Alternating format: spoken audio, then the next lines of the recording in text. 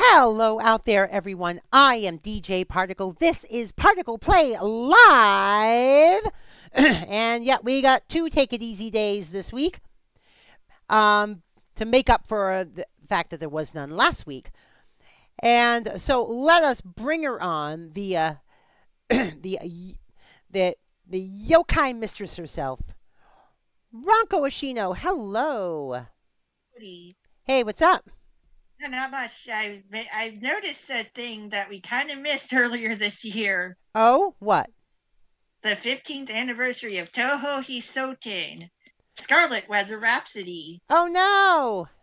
15 years old as of the 25th of May. Okay. Now, So go ahead. Go ahead. So, that's okay. Toho Hisoten. Eastern Scarlet Perception Heaven, which is a bit of a pun, both in appearance and pronunciation, on heaven of neither perception nor non-perception. And Hiso 10, one term for the Buddhist realm of Bavra Agra. Oh, jeez. All right, we got Autumn and Kyomei in the chat room. Kyomei's asking, huh? It's supposed to be blank right now. Yeah. That's how Rocco's casting it. Yeah. Besides, we have something to take care of first before we get into today's Toho. And that's the stuff that I need to mention about Perfect Cherry Blossom. And that's that we the Splatfest results. Right. Let's just quickly get through the Splatfest results here. Listen up, it's going down. Repping the Splatlands, we are Deep Cut. Anarchy Splatcast, we're live! Yay! Here we go. You lip sync, we drip ink. Yay! Shipper, Fry, and Big Man. Hey! Breaking news hot off the press. Huh? What's got you all flustered? Yay! It's the Splatfest results. Get hype. Don't need to tell me twice. Yeah! Alright, here we go. First up, Splatfest sneak peek results. The team with the most conch shells was... Team Money. Well, then again, they were pretty much... They were pretty far in the lead at halftime, so we knew that was going to happen. Wow, they crushed it!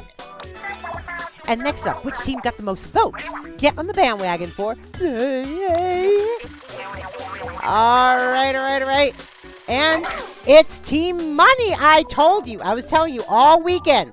Don't count Team Money out for popularity because of Japan. And sure enough, they got the popularity. I actually thought those percentages were going to be reversed, but between Money and Love. But look at that Fame though, not even 10%. Oh Laughably man, unpopular. I know, not quite as unpopular as Team Bigfoot though. But still laughably unpopular. I know. No way! Hey, what's next? Tell me. Time for a clout check. Open Pro and Tricolor Clout results incoming. All at once? Hold up. I need a moment to cool off before all this excitement. And...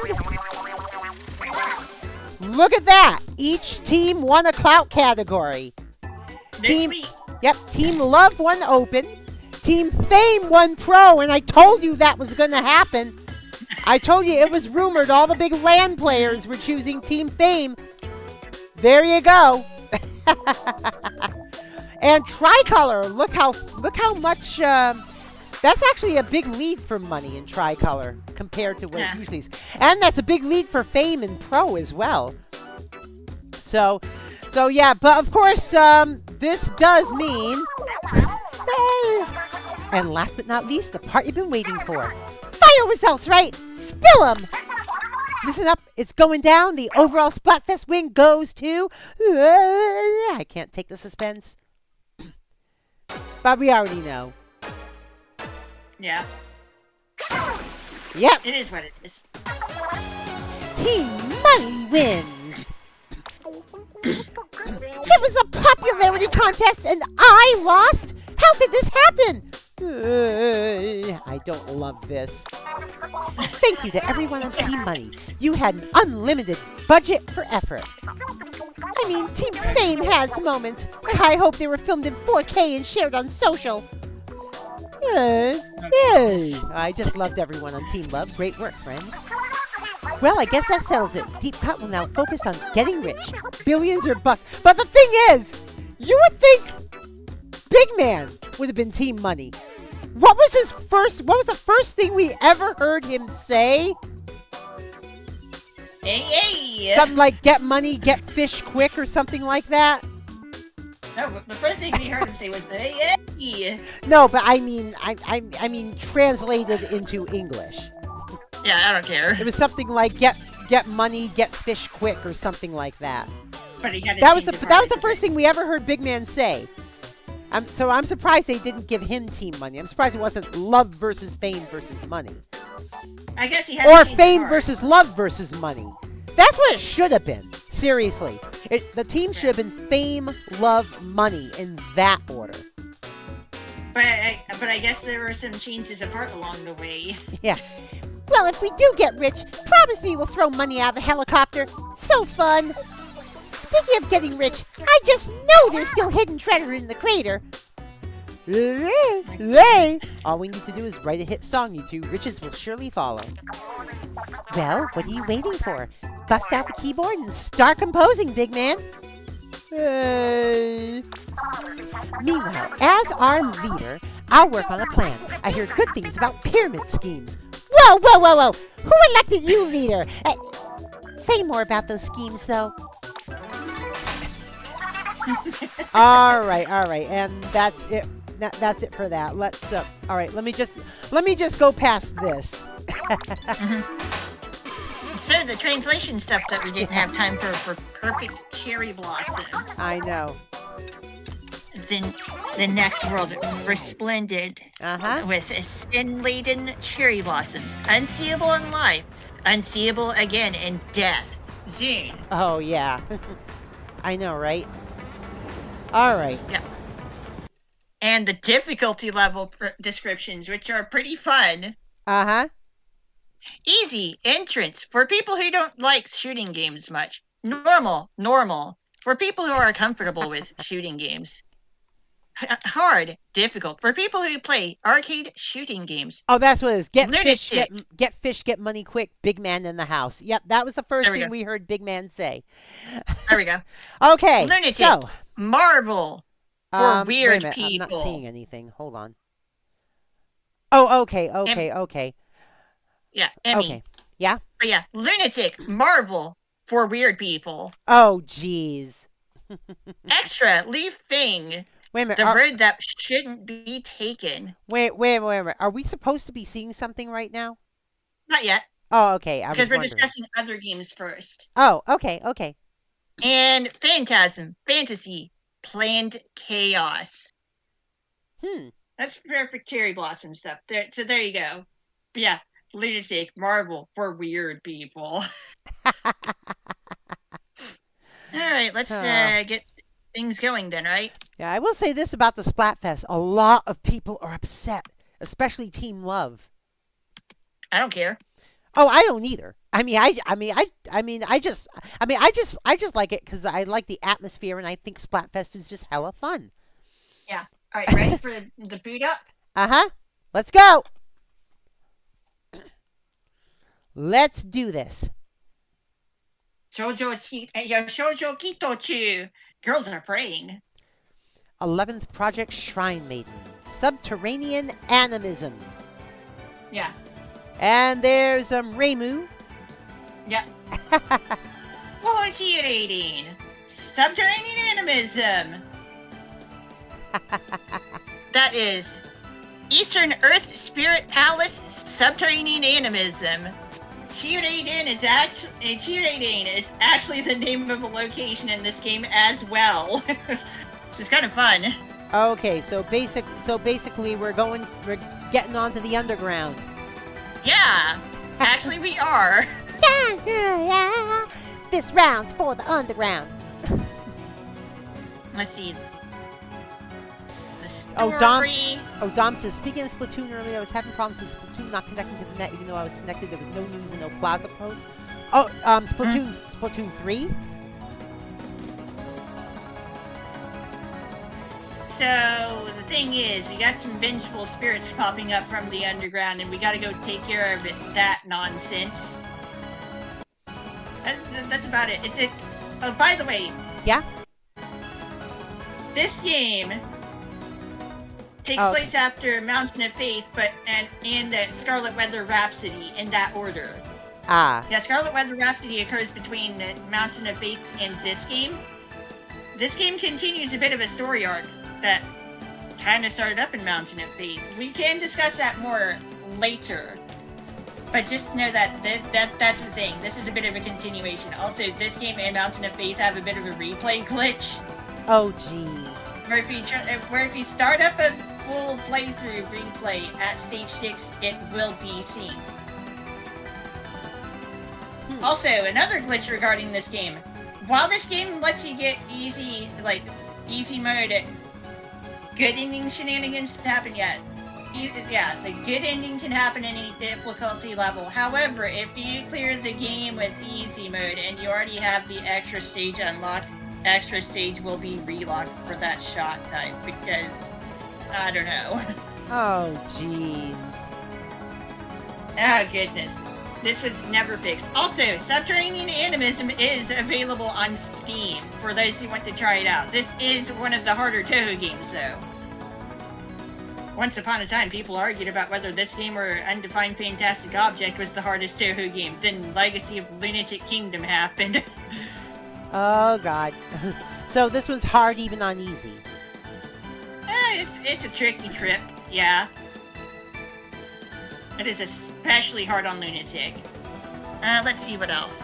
Translation.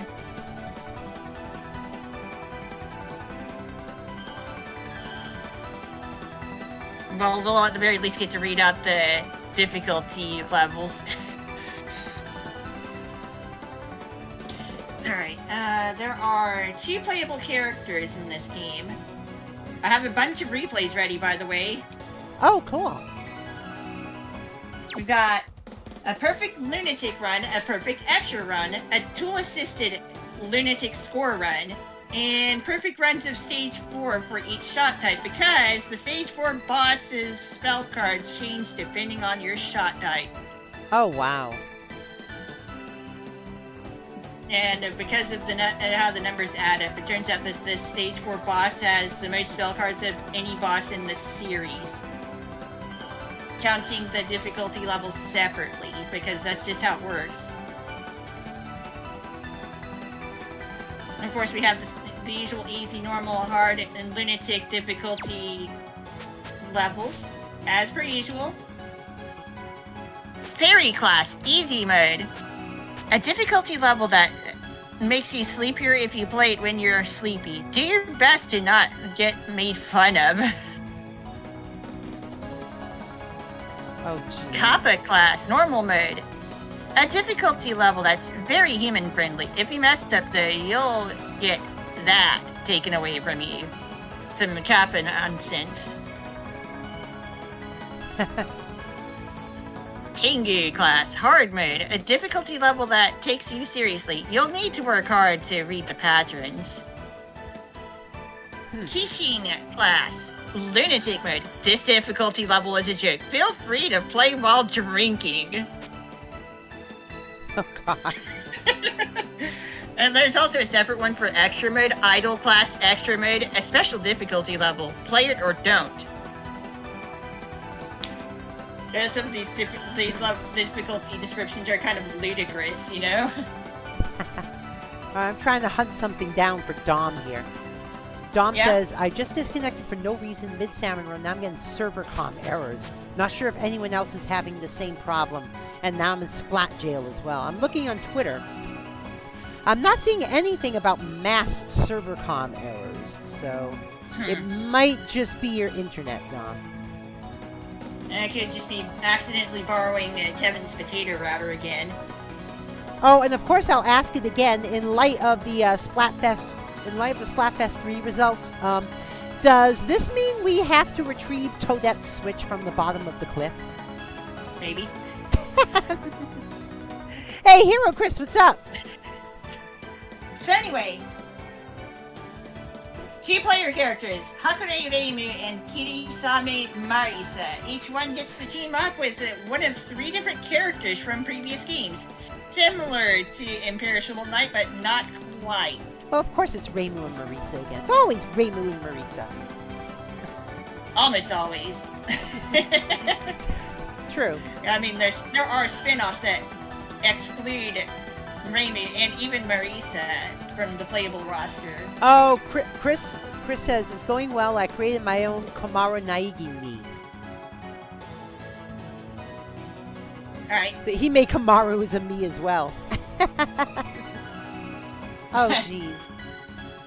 Our partners are, for Reimu, are Yakumo Yukari, Ibuki Suika, who debuted in not Imperishable Night, in Material and Missing Power, which hilariously released after Imperishable Night despite having the lower number. The first fighting game. And Shamemaru Aya. So you get needles, homing, I guess, bullets, and aimable wind gusts, I suppose. Toko got first in Mario Galaxy stage. You made wait a minute. You made a Toko me as well? Oh yeah. God. Yeah, he did. Oh jeez. As for Marisa, you get Alice Margatroyd, Patchouli Knowledge, and Kawashiro Nitori. So you get dolls with laser-ish bullets, varied elemental attacks that you can switch between, and missiles. Now, and similar to Mountain of Faith, your your spell stock and your shot power are tied to each other, except it caps at 4 for most of these shot types. So you don't get that extra free spell attack, like in Mountain of Faith. Aside from having Marisa team up with Alice, where the power caps at 8 instead. So yeah. The homing shot in this game is not actually all that good. Oh jeez.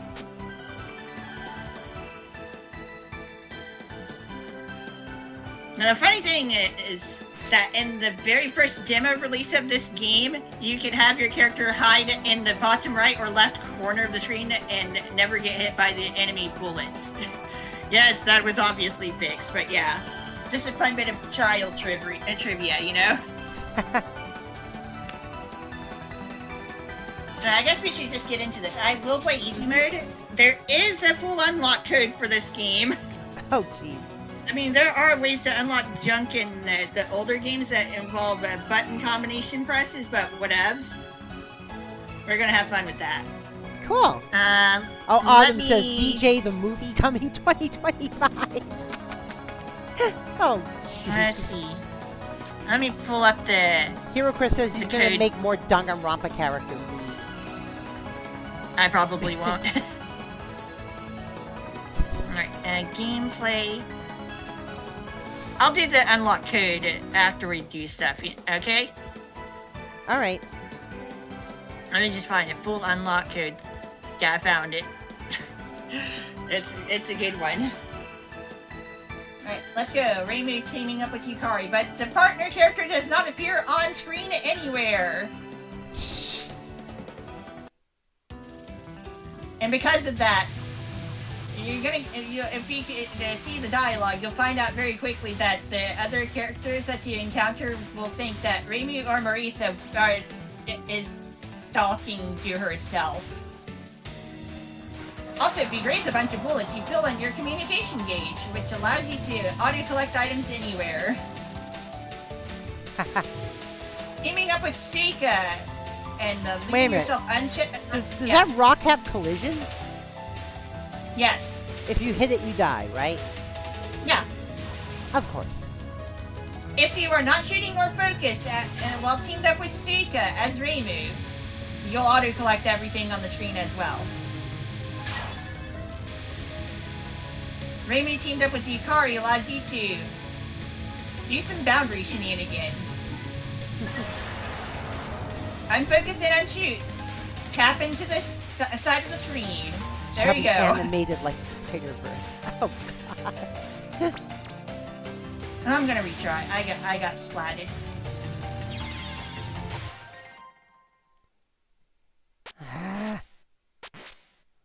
Don't get splatted.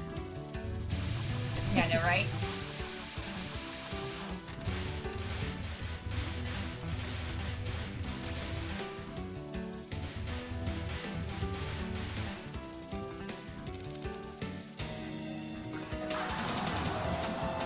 God dang it. I was not as far over to the side as I thought it was. Ooh. Ouch. Well, when you said this was when you said this was one of the hardest of the games, you weren't kidding. I'm also kind of rusty at this game. I don't play this much. I do remember stuff, but like, The music is fantastic, though.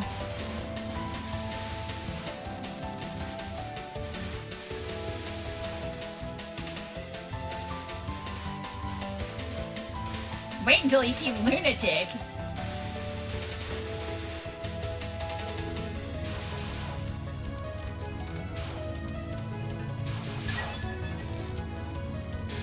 Also, Kisame, a bucket yokai girl type of thing? Yeah, we'll discuss things later, okay?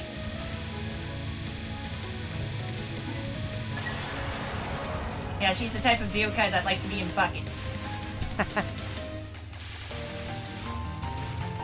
And it has been eventually mentioned that she is not very friendly, according to Zune. At least Jeez, not all towards those the rocks. Is this Toho Project or Astro Smash? end. No, it's a cake game. Hey, My Cake, what's up? Cake says hi, by the way, coolest thing Rocco. that I've done on this, Emmy. The Yeah? coolest thing that I've done on this game Is- was actually perfect clear the first stage on Lunatic. Oh, wow.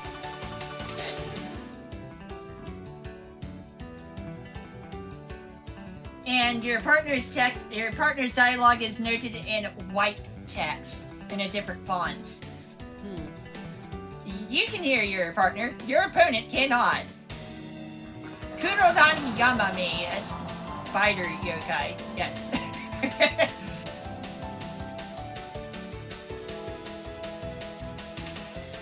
Spider.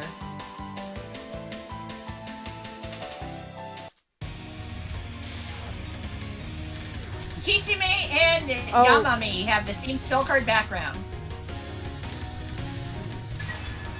Oh, Cake's like, did you see all the stuff I got at the yard today? Yeah, you posted it in the Discord. You found a couple of old iPhones, it looks like. No, one iPhone and one Android phone, it looks like. But yeah, Or you'll see the shared spell card background. I think one of them You'll was an see the Android. spell card background sharing later on when we hit Lunatic replay time, but yeah, the first two opponents have the same spell card background. You just don't get to see Kisame's version of it, which is actually just identical, because easy mode, but yeah, that is a thing. Oh, they're both Androids? I thought, because one I thought I saw an old iPhone home button on one of them. Oh, I guess I was wrong. All right. But yeah, wait until you see this game on Lunatic.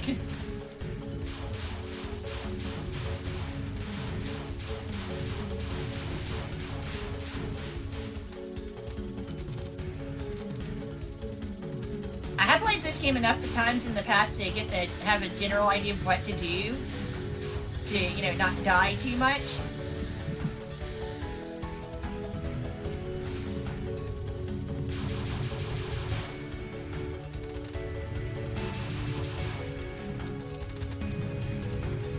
There's a bit of a safe spot around the mid-boss. This mid-boss's non-spell.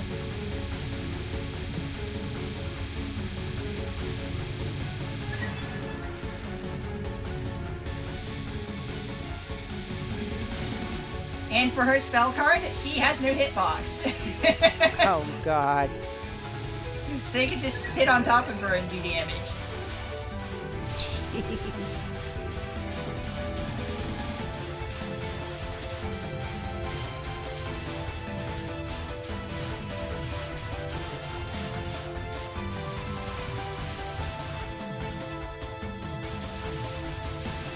Last night, a shiny Fluttermane. This morning, a shiny Tatsugiri. Oh, wow.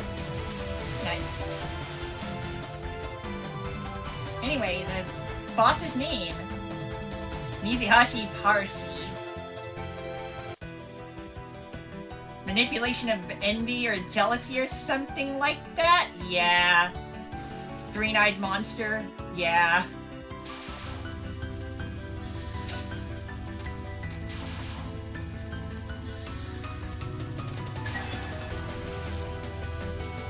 Whoops.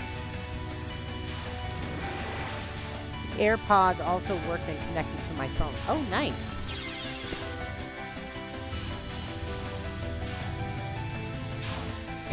Oh, God.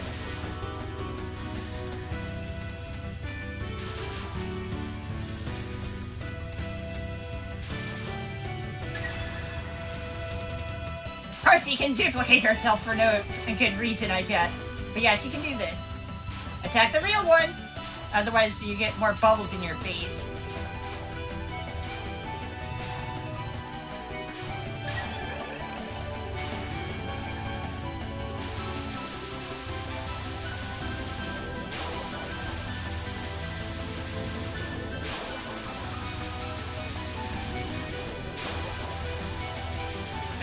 And some attacks are kind of cheesable, not gonna lie.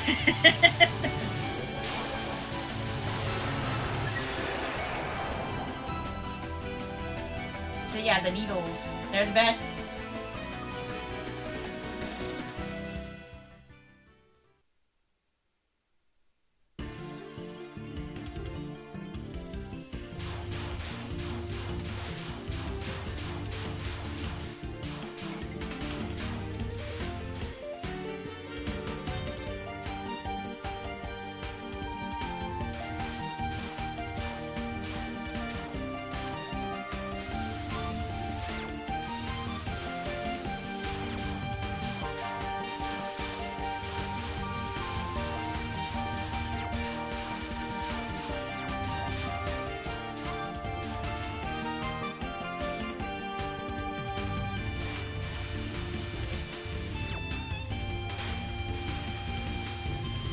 Yeah. Alright.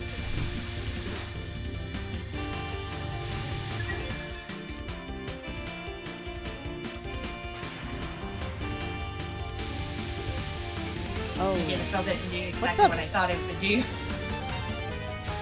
Oh, by the way, those arrowheads, when they're spawning into existence, they cannot spawn on top of you, so on the higher difficulty levels, you kind of want to rush up to the top, then go back down with the spawning spots. Oh, The geez. spawning point. So yeah, that's an actual valid strategy. Game's not that mean. And the opponent sticks around post-battle, by the way. Oh, geez. Why? Well, just to provide a challenge, I guess. But you can't actually kill it. Not right now, no. Can't stop her for now. And we get a proper introduction to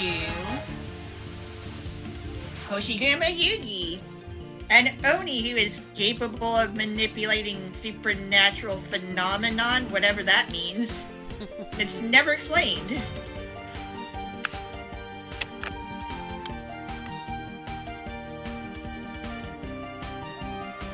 And she is going to fight you with a dish of sake in her hand, and she will not drop a single bit of it. Ah. Yugi was just playing around while her sake not even drop.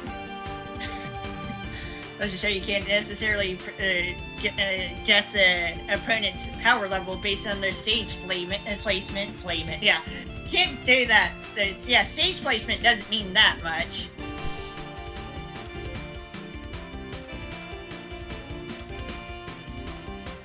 Oh. Whoops.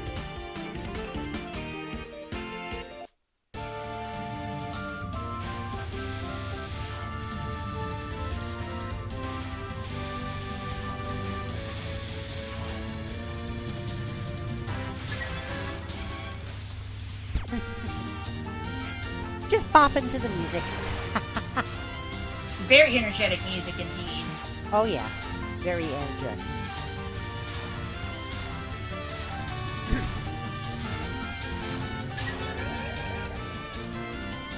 Oh, jeez. Kyomei says, my boyfriend's currently trying to explain a seemingly simple game feature I'm not understanding, lol. Like, I'm just gonna let you continue talking because I enjoy seeing you this happy, but I don't understand what you're saying. Oh, God.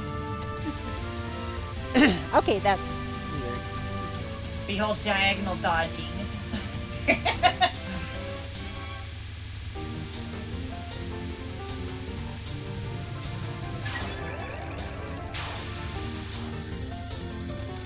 Alright, time for knockout in 3 steps.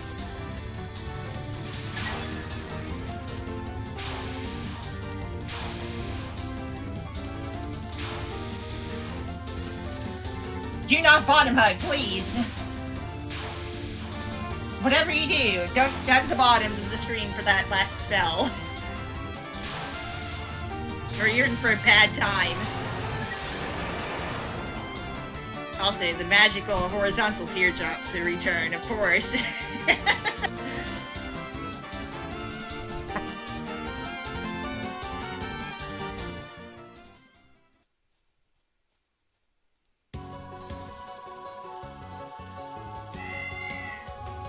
Yes, the meow did come from endgame. For there is a cat on screen. A two-tailed cat. A what? A two-tailed cat. No, what, but what? Akasha, specifically. A what? Specifically Akasha. Kasha. Okay. That's the type of cat yokai she is. Oh, we'll see more of her through the game.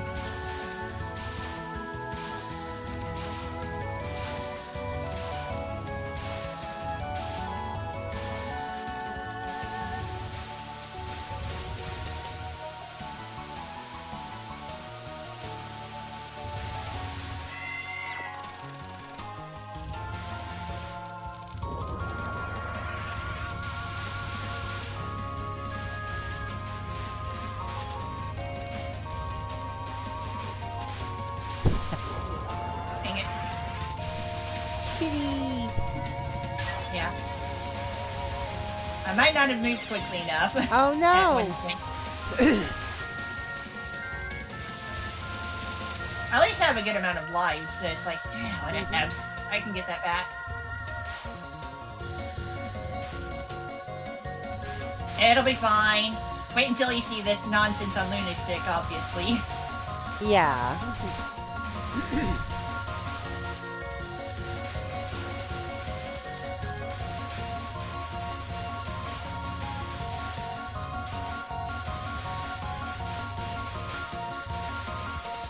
Graze, graze, graze! You want to graze.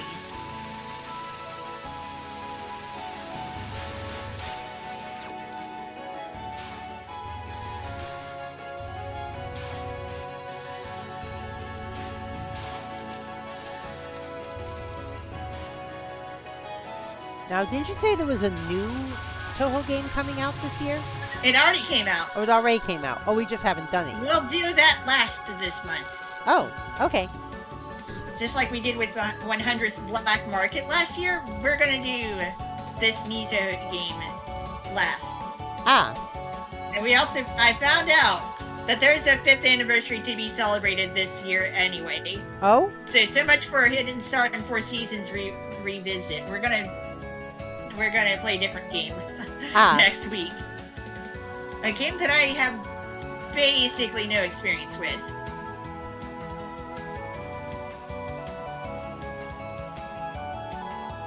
Komeiji Satori.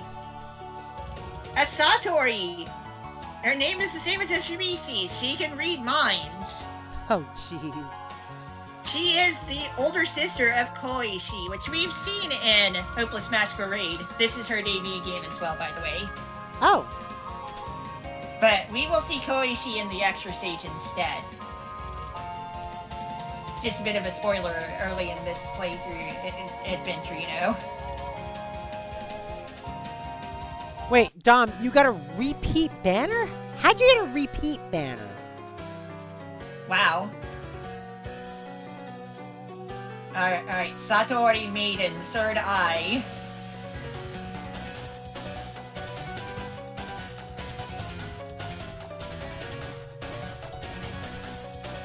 Her first spell card, which we will see in a moment, is her own thing. The rest of her spell cards are recollections, actually. You'll see in a moment.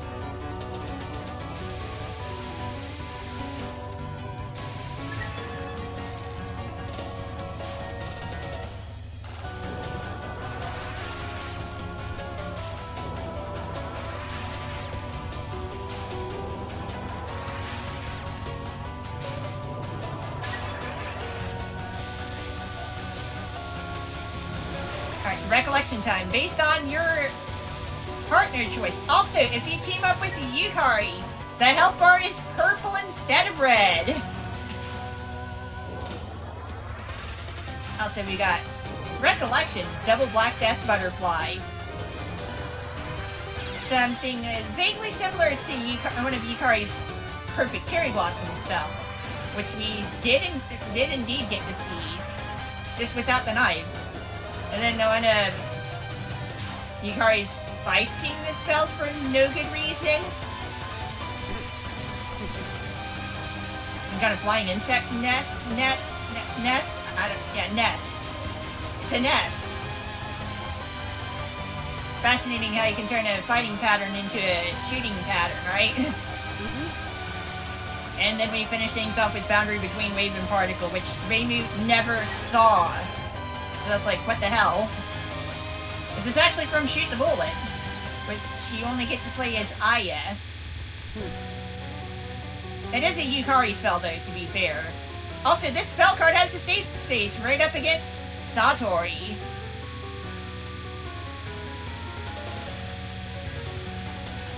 So that's fun.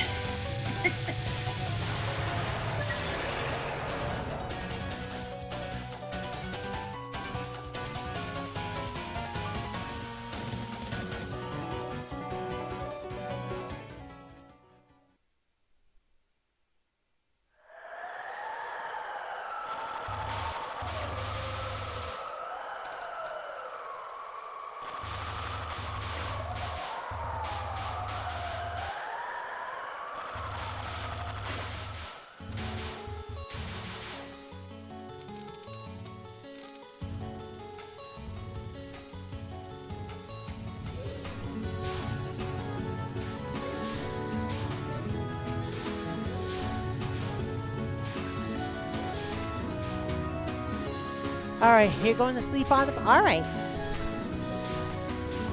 Have a good sleep. Yeah.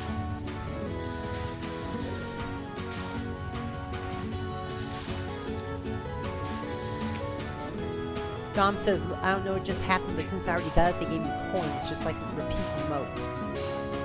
Ah, it was probably a special banner then, because usually with random banner, they always give you something you don't already have. Unless, of course, you have all the random banners.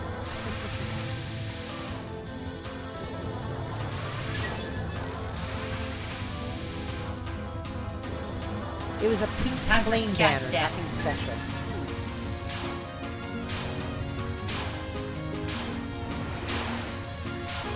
Yeah, because the only things I've gotten repeats of so far are emotes, but that's because I always fill my catalogs. Mm-hmm. Also, welcome to the popcorn section. Hey, Caroline, what's up? How you doing today?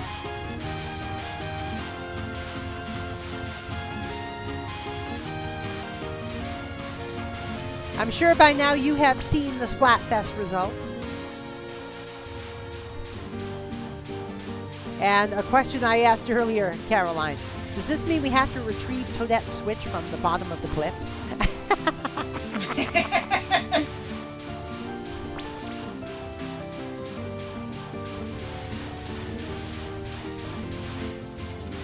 Yeah, not shooting because I don't want the enemies to shoot back at me, you know? Yeah.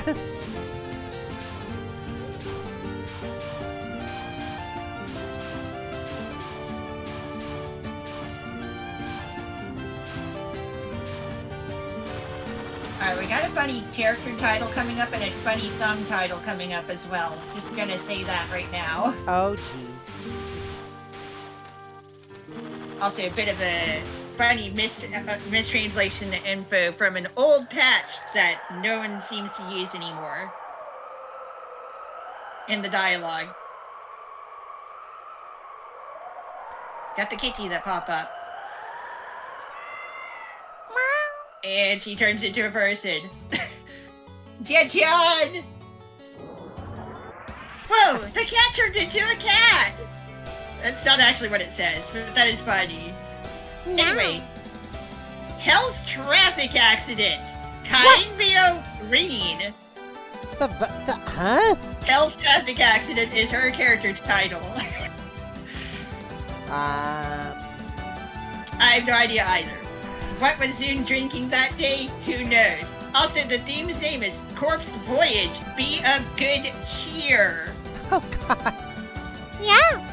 She's a corpse ferry person to take the corpses to the nuclear furnace thingy to regulate temperatures. She loves her job for whatever reason. Also, she has human and cat ears. Oh God. She was all. Now she's all like, yeah. Yeah. She prefers to be called Orin, by the way. Even the game gives her that in the HUD. Oops, I forgot to save space. Save space. Save spot this thing. That's okay, we're getting up in the safe spot. And I failed that as well. Whatever.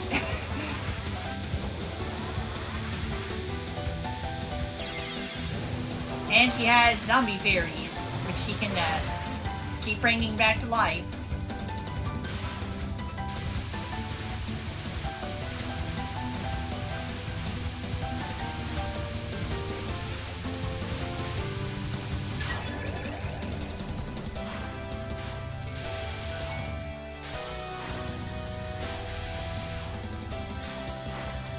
Oops. Forgot about this bell.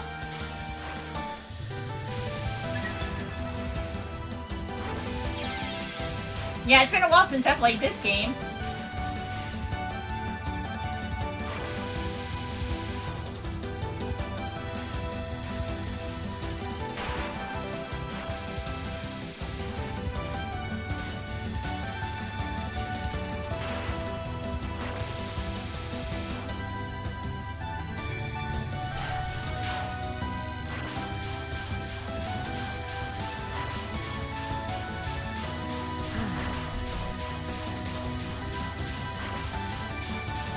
Get the kitty, get the kitty.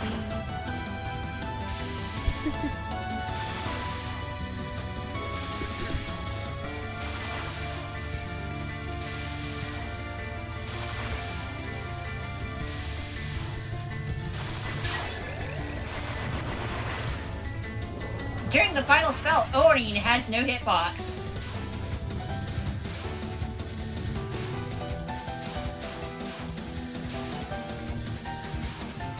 I might be okay to clear this game anyway, if that continues. We'll see what happens, you know? We'll see, we'll see.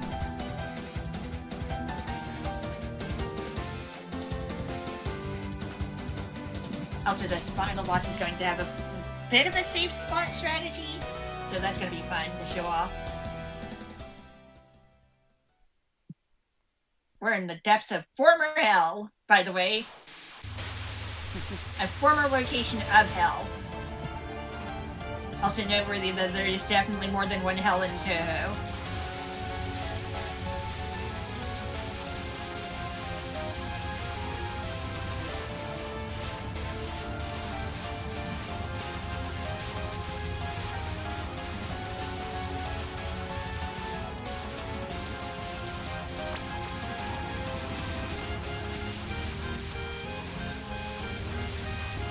I finally used the bomb, by the way.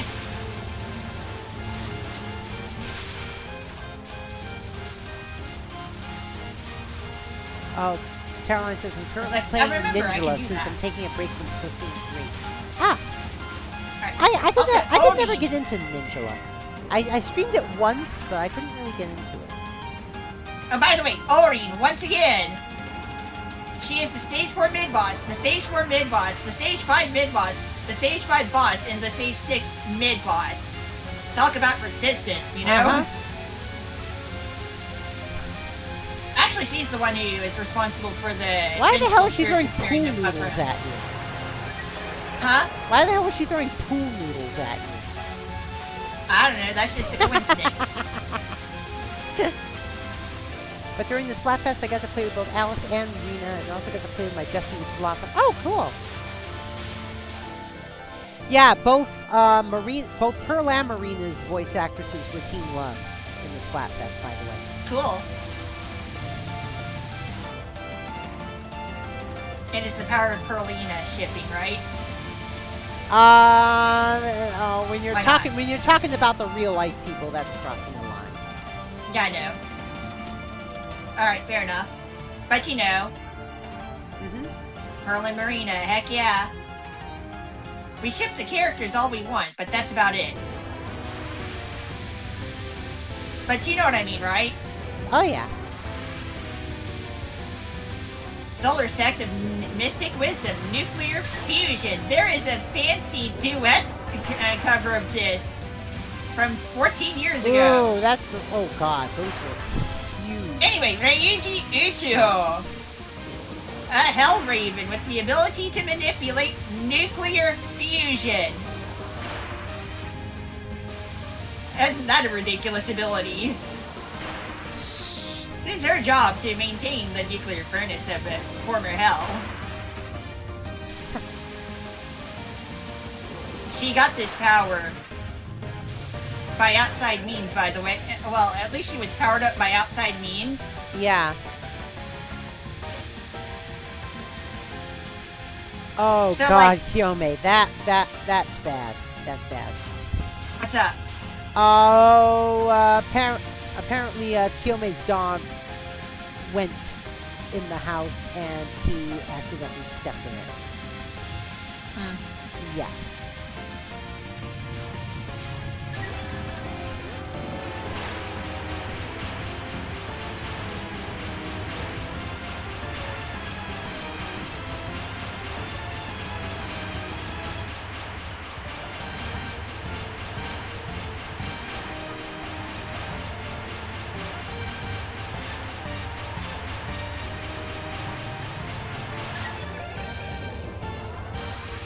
This is probably one of the coolest battle themes in the series.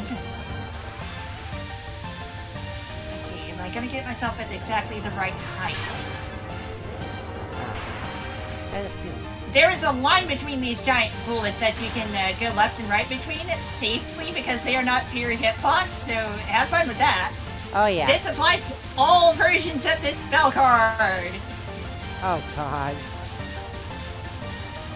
So not only do you get grazed, you graze the shots. Yeah.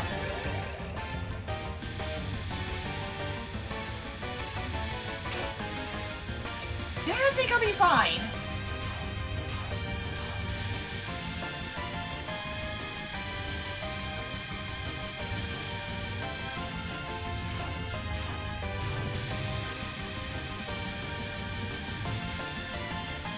Caution! Caution! With the blaring klaxons. Oh jeez.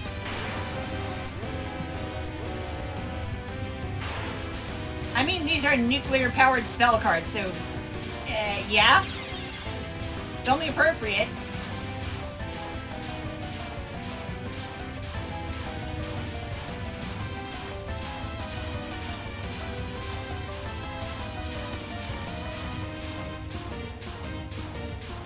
I pressed the button.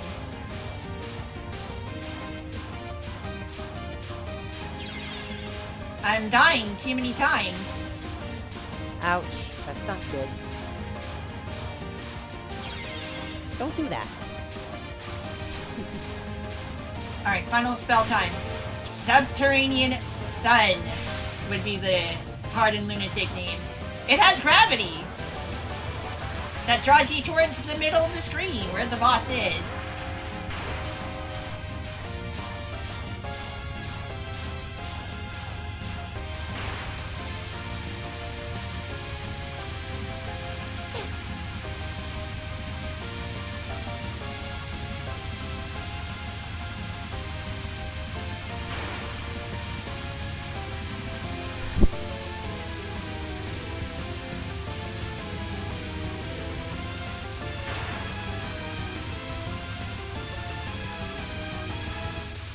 Oh, he's like, my sister's like, how do you know it was the dog? Because, dear sister of mine, cats only pee up and down the laundry basket if they're spraying, and my cats are girls and have been fixed. There we go. There we go, 1 CC.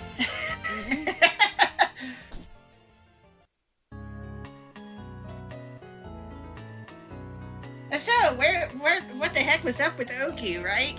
That's her nickname, by the way. So it turns out that she was given a Yatagarasu to be fed, a mythical 3-legged crow creature. Oh, and she got a lot of power off of that. Where she got it from was actually Yasuka Kaneko, the final boss of the previous main series game. Because Kaneko thought it would be a cool idea to check into nuclear energy. Oh, jeez. Utsuho completely misinterpreted the message that she received from Kaneko and decided to go ahead and try to get up to the overworld and take over Gensokyo. So that's why Orin decided to send out the the vengeful spirits to get our attention. Or Kitty really does anyone's attention. Kitty does not look happy. Yeah. We finally get to see Yukari in this game. But yeah, I think Orin was hoping to attract a strong yokai, not a strong human, but yeah, that's what led to this game happening. We'll actually get the details in the post-extra stage stuff. It's a good ending, but no unlock because glitches. Oh, jeez.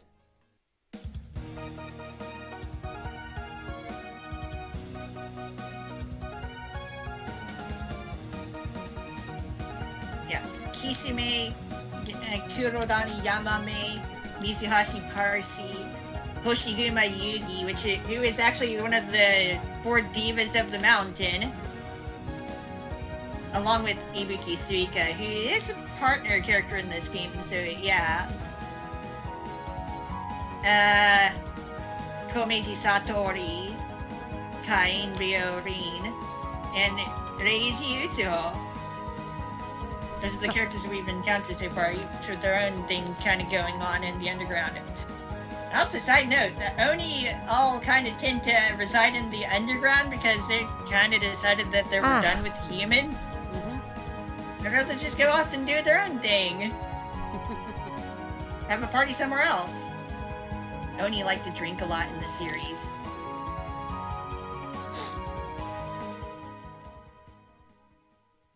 And Satori is the owner of the mansion known as Chiraden.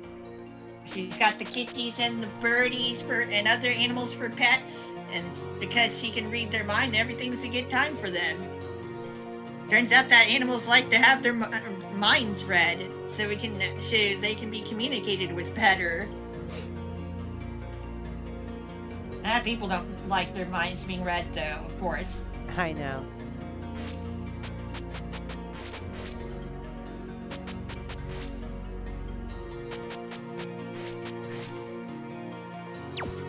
And there we go. Easy mode has been cleared. 1 credit clear.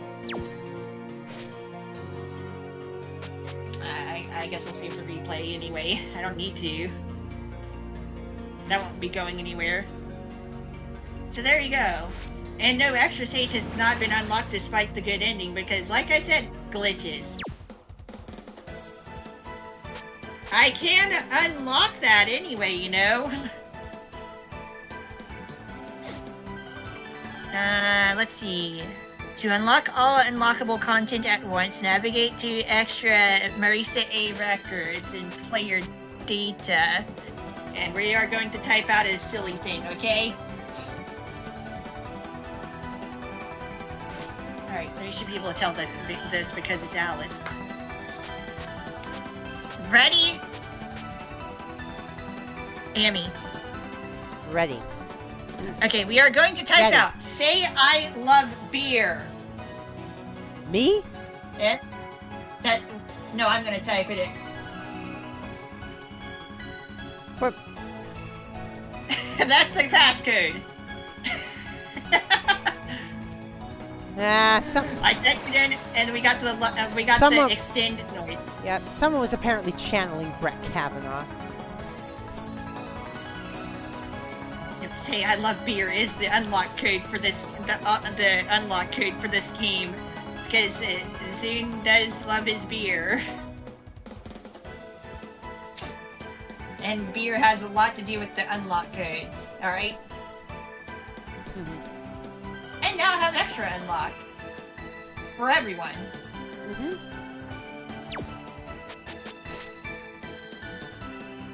And do you want to see me struggle at this game's extra stage? Or do you want to move on to the replays? That is your decision at this time. I would like to just give it a shot, you know? Alright. Go ahead. As per usual, the continues are disabled in extra.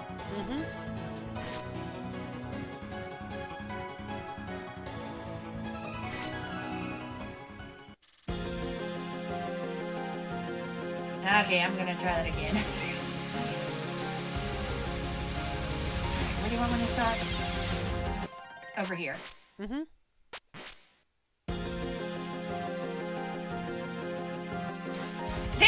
This is the only stage in the game that takes place above ground, and in fact takes place at the Moria Shrine.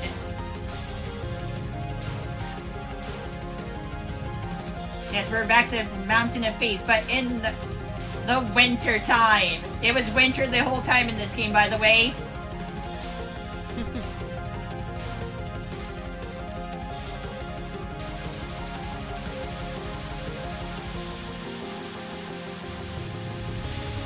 You just couldn't tell because we're underground.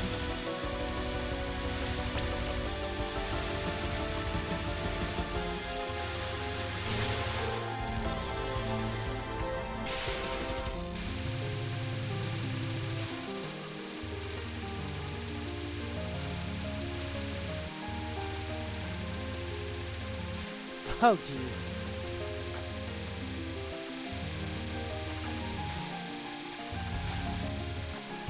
Kotia Sanae has returned because we're at her shrine. We're at her home. Why would she not be here? Oops, I went up into a laser. I should not have moved. Okay, whatever. Do other people also get nauseous when they're hungry? Yeah. Oh, no, I do too, Kiyomi. If I get too hungry, my stomach starts flip-flopping. Miracle fruits.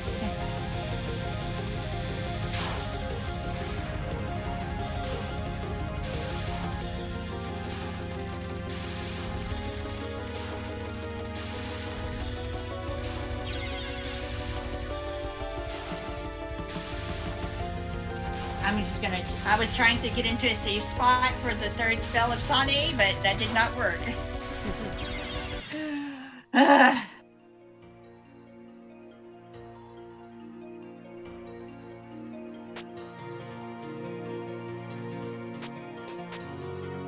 Return to title. We're gonna watch replays, who cares, right? I got everything unlocked, so whatevs. We're gonna watch replays. Time for us to start off with a perfect run of the not extra stage, the lunatic mode, you know?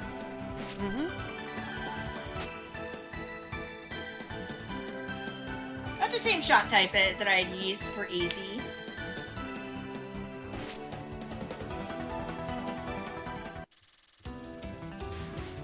Oh, someone noticed there was a that on Nintendo's YouTube. In their Splatoon playlist, there is a hidden as of yet non-public video. All right, at least a private one video. At least one video. So either unlisted or private, but you know.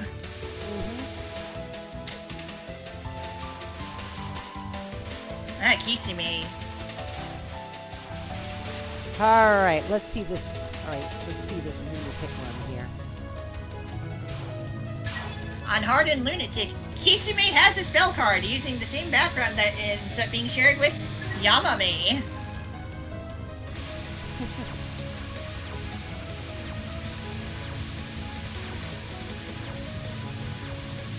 Wait until you see the task run.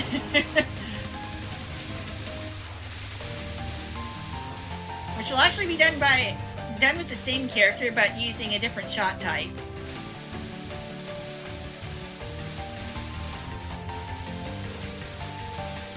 Giant Maiden of Paradise, and Ordinary Magician, the Fearsome Well Spirit Kisume.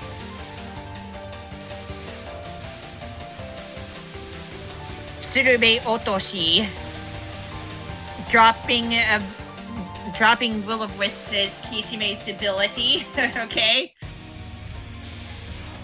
Yamame. The Bright Net in the Dark Cave. Manipulation of illness, mainly infectious disease.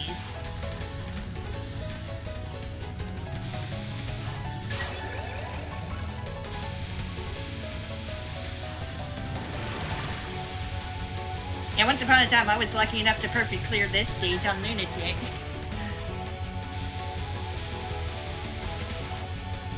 You're wondering why my hands are up right now. I'm trying to take a photograph. Yeah?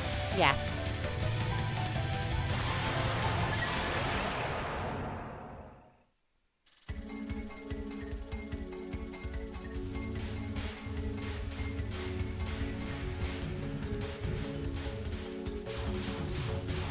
Game is jittering slightly because I'm not running it with VSync patch, but it's kind of not necessary because it runs well enough on Windows 10 on its own anyway. I mean, otherwise it wouldn't be on Steam.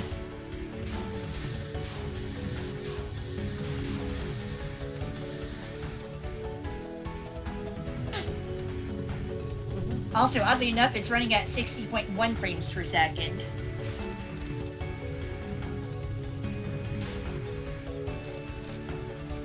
I get to see some safe strategies from this replay. Anyway, Mizuhashi Parsi.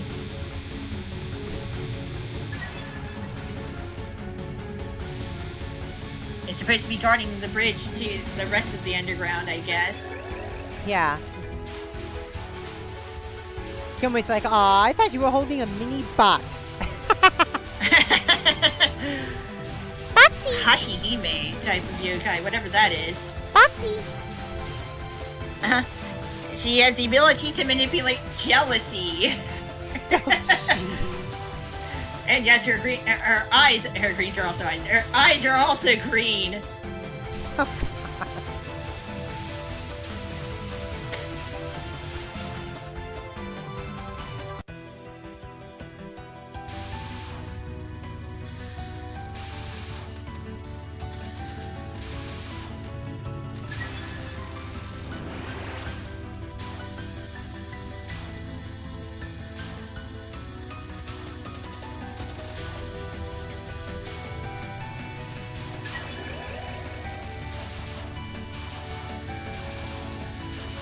Yeah, some abilities in this series are just kind of weird.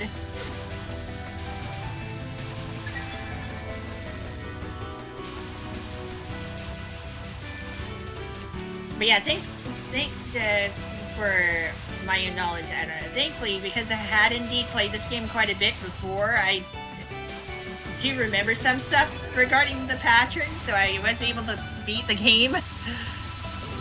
Despite the absolutely terrible screw-up on Oku's next to last spell card. Yeah. This is because I had so many extra lives, it kind of didn't matter.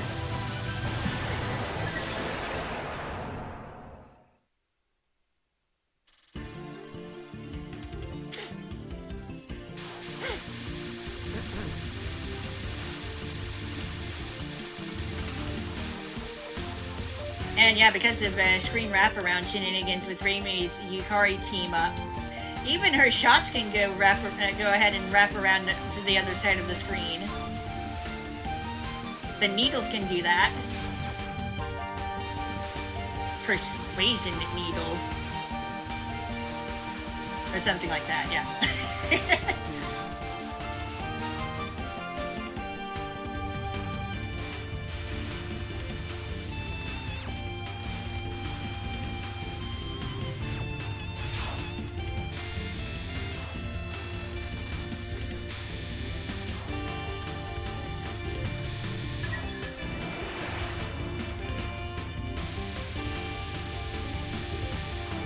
side order early 2024. I don't think it's going to be 2023. Well, we'll see. We'll see. Yeah.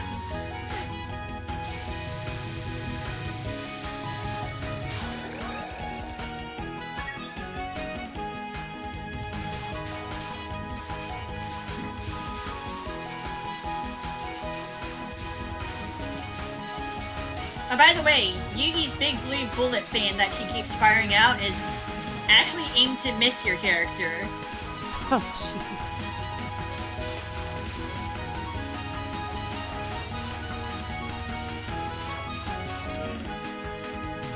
Yeah, being aimed around your character instead of at your character.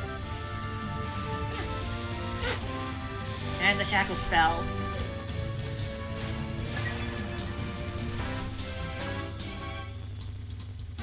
Oh, jeez. It is actually technically the Baja immediately Blast around and you stuff. during Oh, that one jeez. spell.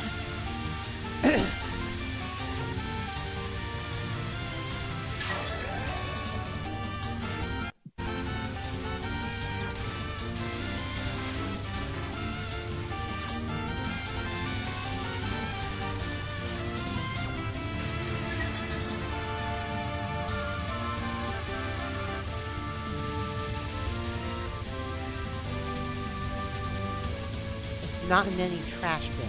Oh, jeez.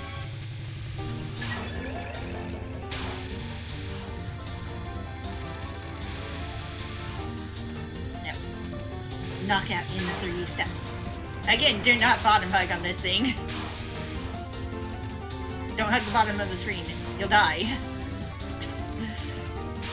I think that's kind of made itself obvious.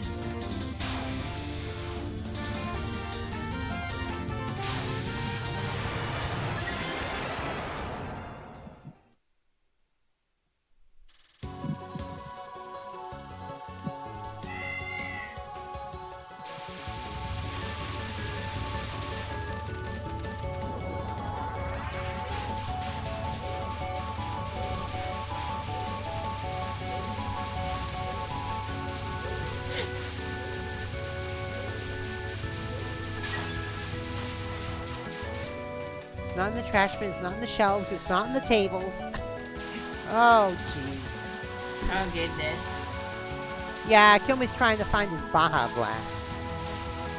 Okay. Or maybe the bottle grew legs and then walked away. And that sucked.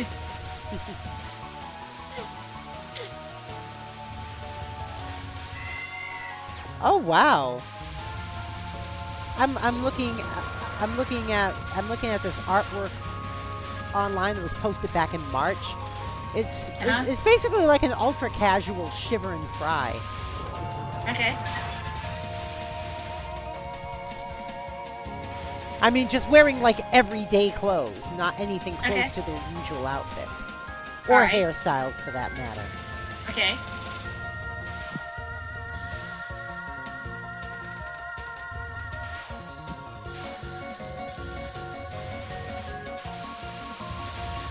Check out that stained glass in the like the stained glass windows in the background.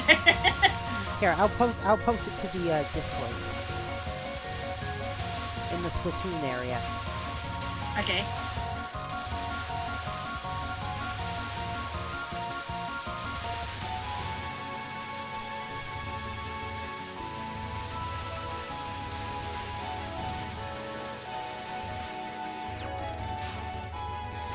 Fuck you, Musk. I'm not using your fucking x.com. I'm not using your I'm not using your fucking x.com domain name. I still haven't done that. I still go to twitter.com. No, but that's the thing. When I did copy link, the link had the domain name x.com. And I'm like, Okay. fuck you, I'm changing it to twitter.com. Alright, yep. Yoshijima Yuki, Oni, wielding a natural, unexplainable phenomena. Alright, and we already know about Tomizi Satori. She's a Satori. She reads minds. And she has a third eye attached to her human-ish body through a visible cord. a very interesting interpretation of this species, that's for sure. So, sort of like an ood's brain. Kind of. Kiyome says, I deleted Twitter legit the day before it became X. Yeah, but you hadn't been using Twitter for quite a long time at that point. Yeah.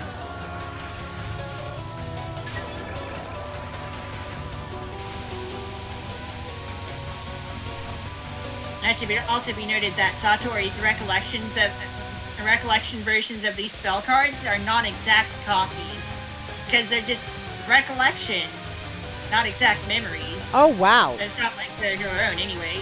Oh wow! Here's some good political news here. In the first ruling of its kind nationwide, a Montana state court decided Monday in favor of young people who alleged that the state violated their right to a clean and healthful environment by promoting the use of fossil fuels. Huh. It's basically the first decision of its kind. Basically, Gen Z is suing over the fact that governments aren't doing enough to combat climate change. All right. And that's going to have a cascading effect. All right. You just know that's going to have a cascading effect. Yeah. Also, I see the picture you posted on Discord. Uh-huh. Yep, Shiver and Fry. Ultra casual. Good stuff. Mm-hmm. Good stuff. Mm-hmm.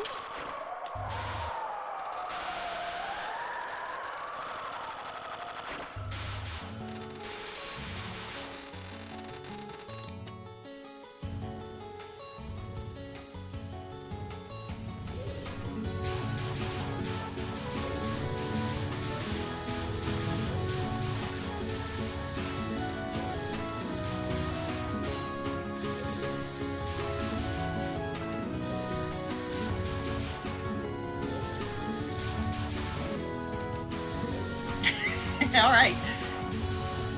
So, yes, the strategy that I did for this section, it's also being done in this replay, because it would be even worse.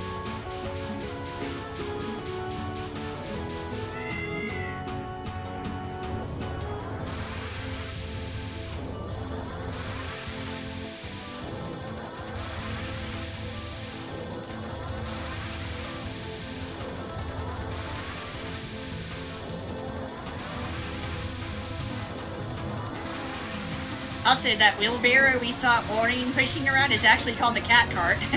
Oh, gee. That's where she stores the corpses.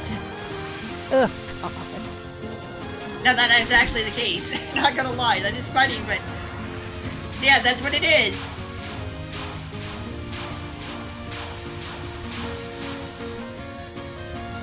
It's the corpse wagon.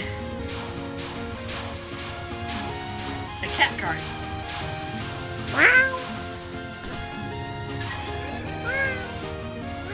Yeah.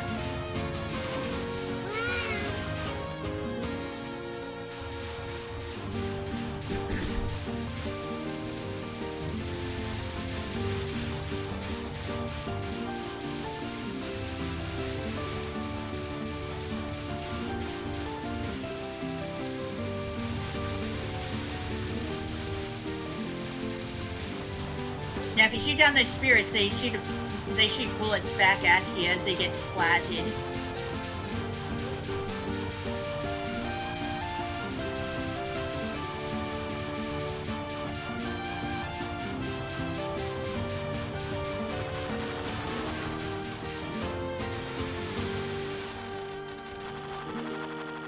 Also notice that the life meter is nearly at the maximum. Yeah.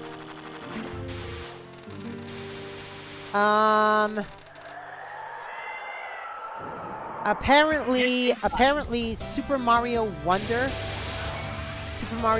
Wonder, for multiplayer, it apparently only support, regular co-op, not online. Oh, that's a decision. Yeah.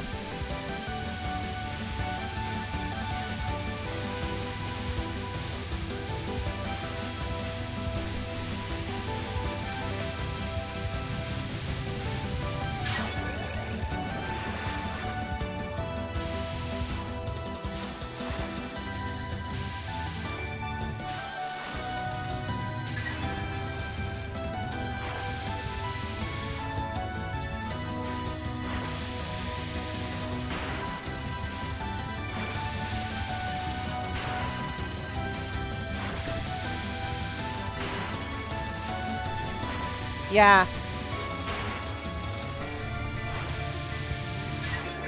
Yep, apparently there's no online play for Super Mario Brothers Wonder. Oh, we wonder what's up with that.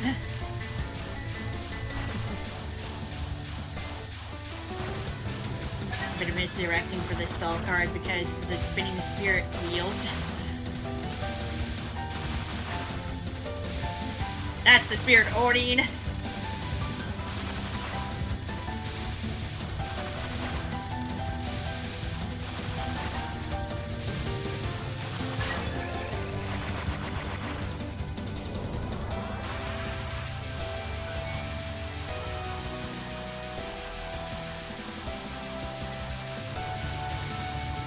Crazy how easy that spell can be if you know what you're doing.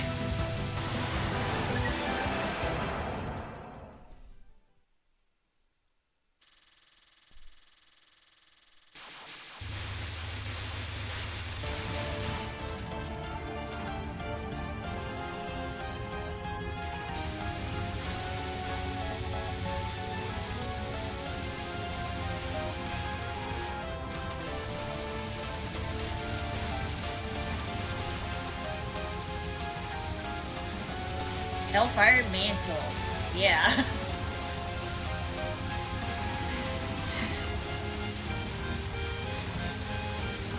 Perhaps I should replace that piano duet version of the final boss theme on the Discord. I did it on my own Discord server, but yeah. Perhaps in yours as well. I should maybe I should do that.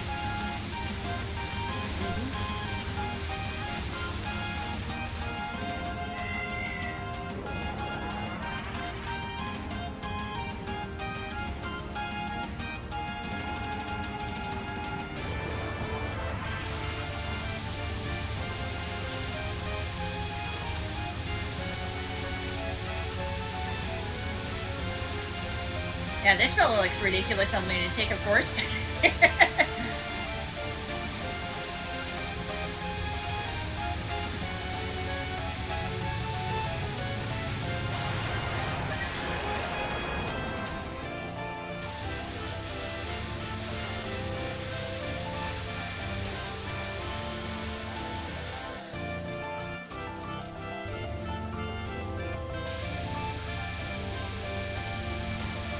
Why regular enemies have boundary between wave and particle as a regular attack, we'll never know. Apparently the release date for Super Mario Wonder is coming soon. Okay. Not the game is coming soon, the release date is coming soon. The announcement? Yeah. Okay.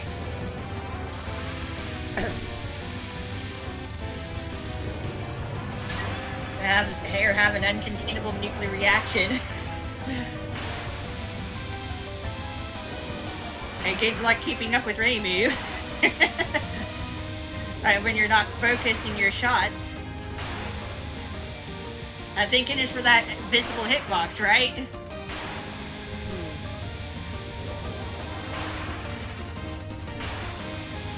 The blue bullet spiral does alternate, by the way.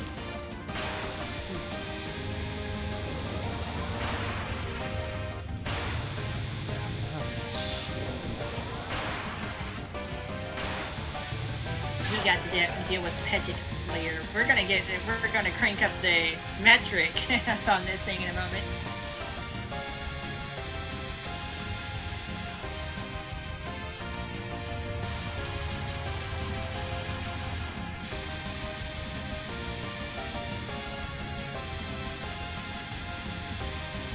Just forget about Mega Player. Forget about Giga Player. Yes, those are Final Fantasy references. How about some Beta Player? Oh God. Star Trek me. Mr. Sulu, let's see the Gorn on main viewer. And then you see shocked reactions. And Kirk's like, the Gorn! I said the Gorn! Oh goodness.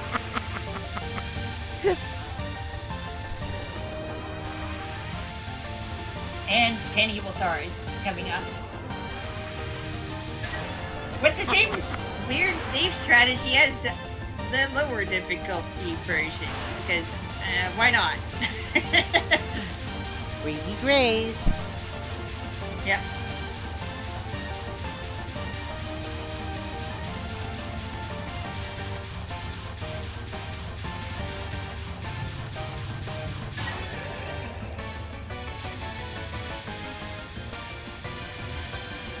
This is really good music, by the way.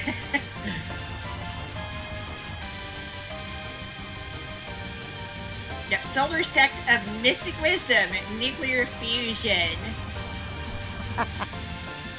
Probably one of the most badass themes in the series, not gonna lie. And then we get to deal with Hell's Tokamak, which has a pair of giant nuclear bullets that take up like 2/3 of the screen. Or something along those lines.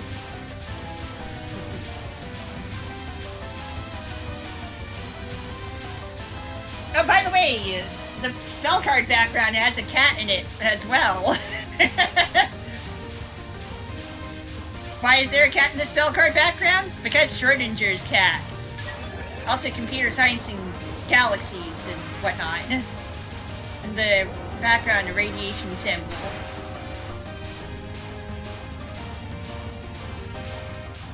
You know how I couldn't find my Baja Blast? They put both back. They put back in the box unopened. Oh, geez. Yeah. So yeah, people have always asked questions about what's up with the cat in Oki's spell card background. It's a reference to Schrodinger's cat, by the way.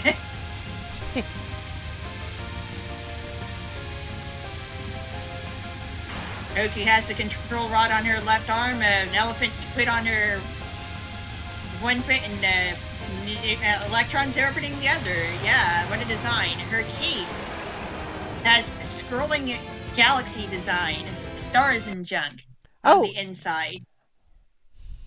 There we She go. has a very fancy key. Just saying. Over 1 billion. Yep. Nice. Okay, let's hit up the extra stage replay, right? Yep. Oh, by the way, apparently Massachusetts has joined Minnesota and Michigan in providing free school lunches to all state students. All right. Yep. No more lunch money. Which never should have been a thing to begin with. Uh-huh. I've had free and reduced lunches in high school.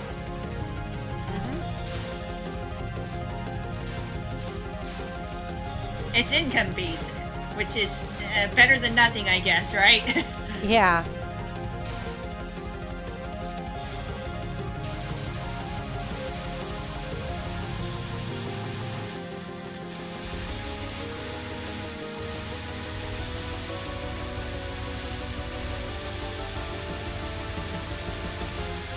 Kind of surprising that the red state would do anything for public school students, like, at all.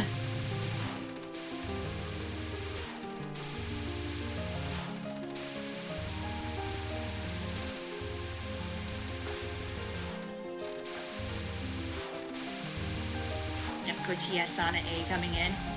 It is possible to defeat her before the start of the fight if you have the right bomb for it. And if I remember correctly, you need to be playing as Reimu with Aya as your partner, or Marisa with Hatchuli as your partner. Go up to where Sana A is supposed to stop at the top middle of the screen, let loose a bomb before the dialogue starts, and poof. Causing the entire mid-boss fight to be skipped.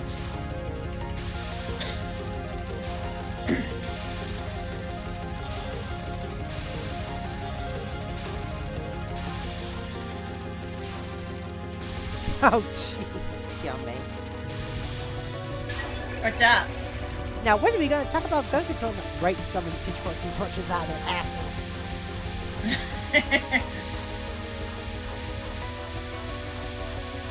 So yeah, we got some safe spotting going on here. Gonna be slightly downward from the spawn point of the red bullets. Changing the pattern downward. Oh, jeez. Remy D is getting very famous. I have no idea who you're talking about. Well, she's basically a geeky burlesque performer. And at one point she used to be a vocalist with the band Consortium of Genius. And that's where I first met her. Okay. When Consortium of Genius performed at MarsCon about a little over 10 years ago. I'll pretend I know what you're talking about.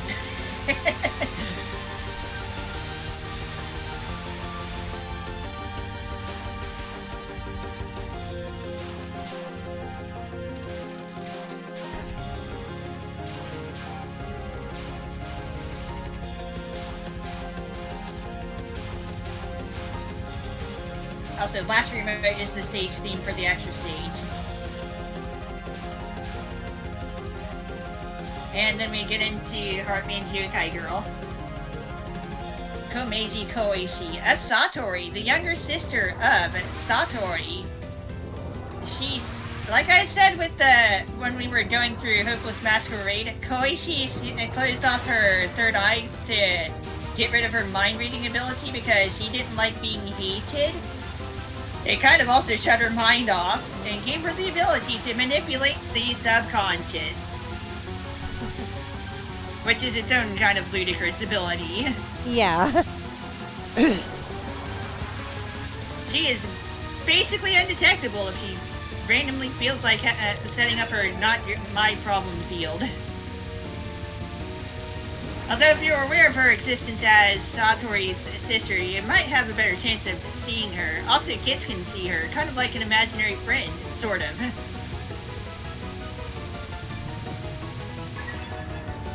Oh God. And Koishi's been happy ever since she sealed off her. She sealed her third eye. So yeah. Kind of a loon though. And she literally has the ability to hide in plain sight through her ability.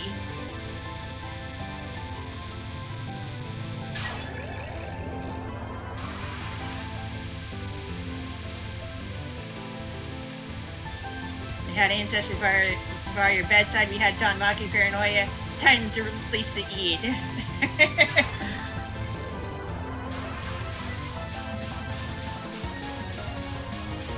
This is actually one of the harder extra bosses as well.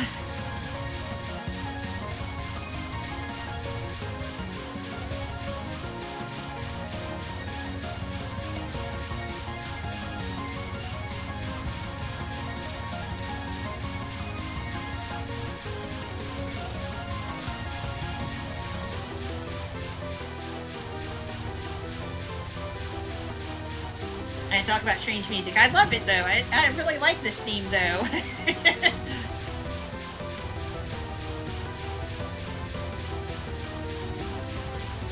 Strange theme for a strange girl. It's perfect.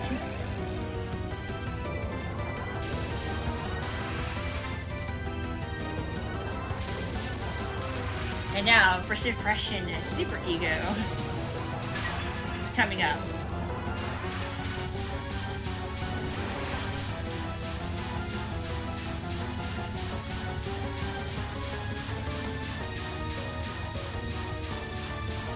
This spell card is basically impossible with the Ultra Patch.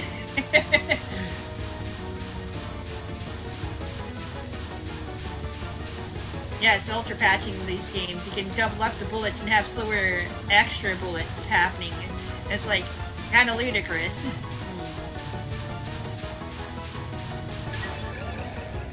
And it makes this boss fight nearly impossible.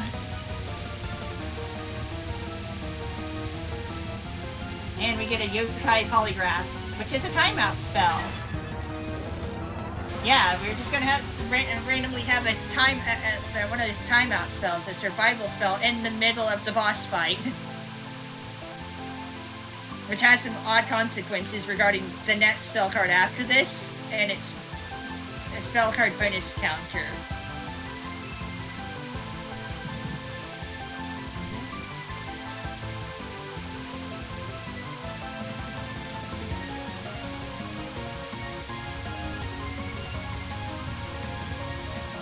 And yes, those purple and those lasers that go to the center of through the center of the stage, yes, they do hurt.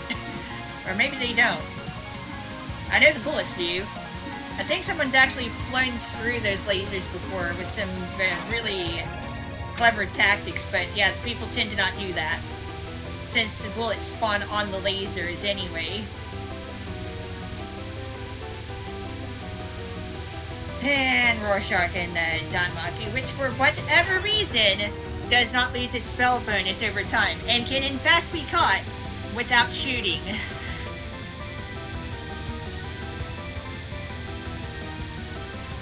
I think that's a glitch. The Zune might have not remembered to do stuff after that timeout spell.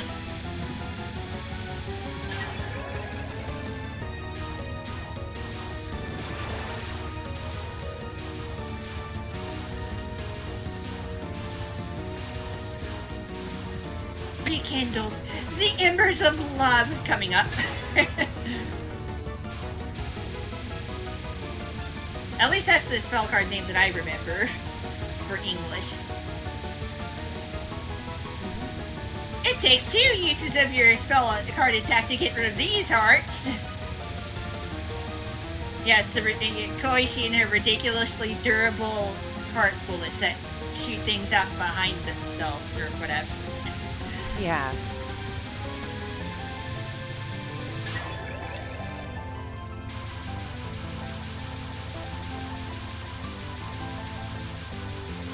And upcoming is Depth, Genetics of the Subconscious. At least I think that is an accurate translation. It's a bit of an older one, I guess. She likes to fly around the playing field until it's time to charge up and head towards you. The rest of her movement is static. It's actually a pretty static pattern, you know? As you can kind of guess, maybe? Right. But yeah.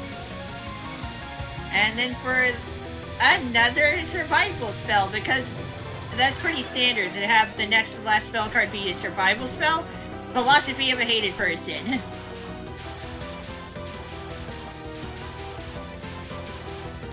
Where Koichi goes is where the bullets transform into a thorny mess.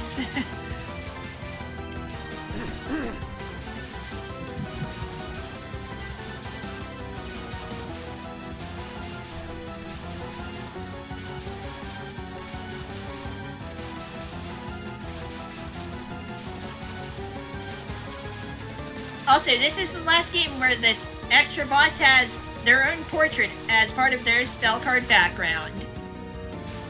I just remembered that. That is a legacy feature for the series. Bomberman has entered the scene. Yeah. That's what that looked like. And the final spell, Subterranean Rose. Which, weirdly enough, does not have a secret timeout phase.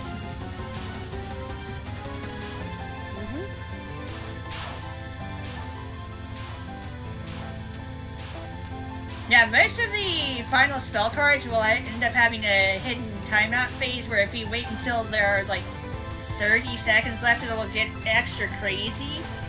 This does not apply to Subterranean Rose.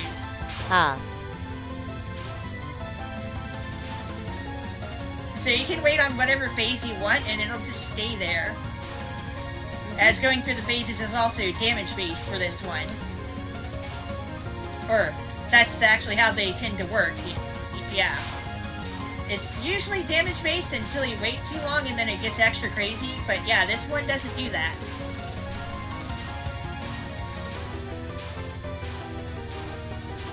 And speaking of having the hidden timeout phases, Chen's mid-boss spell for Perfect Cherry Blossom Extra does that. But I believe like 20 or 25 seconds left. It gets kind of crazy. Her blue Oni red Oni spell with the red the blue and red bubbles and such. And that's it for the perfect gameplay. Ready for a crazy tool-assisted score run? You ready? I'm ready. Let's go. And then after that, we'll check out the rest of Satori's spells. By checking out 6 different stage 4 replays, perfect replays. And here we go. Instead of teaming up with Yukari, Reimu has teamed up with Aya. If you are not shooting or focused, you can fly around at ludicrous speed.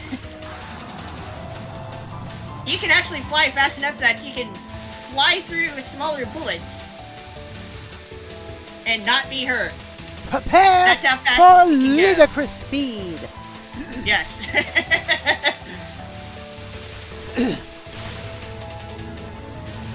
And yes, bombing the heck out of Kisame is on purpose. Because we just kind of want to get it over with, maybe.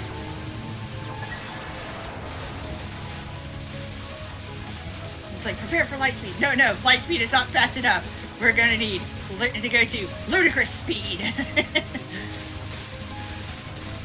We're just skipping ridiculous speed, aren't we?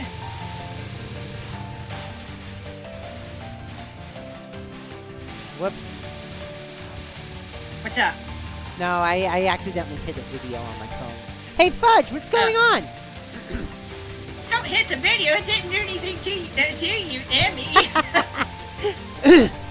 What did it do to you? Nothing, probably. Yeah. What's up today, Fudge? Playing Salmon Run? Cool. Nice. One thing I like about the ending weeks of the Splatoon season. No fucking splat daily. Nice. Also, here's another case. Hey, welcome to Where on the Screen is Reimu, Part 2. Or it's not, but that was Marisa last time. Yeah, I know. Like can't see okay, me. so Can't see me. Where am I? Can't see me. Can't see me. Where am I? Where am I? Where am I? Can't see me. Can't see me. Now I'm here. Now I'm there. yeah. We went from Where on the Screen is Marisa to Where on the Screen is Reimu.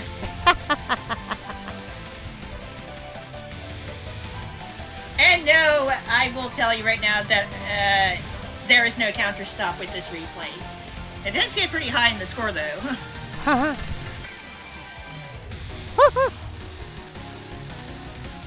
Yes, we are going through yet another intense replay.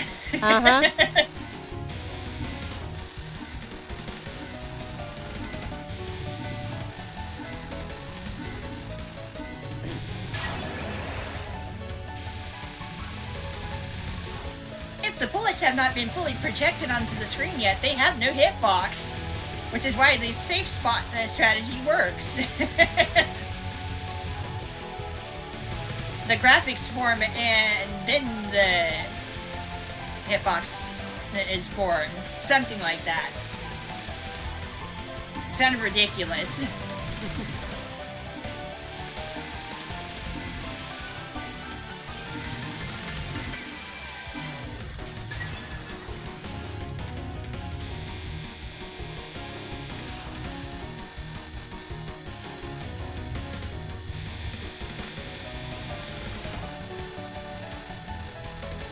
Yeah, being boosted by Aya's speed, Reimu could just go all over the place.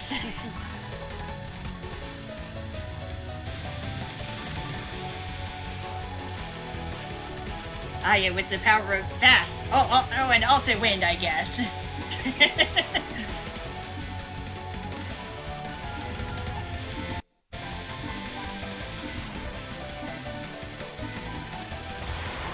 And no, this replay is definitely not as long as the perfect Cherry Blossom tool-assisted run. This replay was done by Kopia Poa, who is known for having done other Touhou tool-assisted score runs. Oh yes, Raven Wizard, I did see the results, and my reaction to that is, do we have to now go to the bottom of the cliff and retrieve Toadette's switch?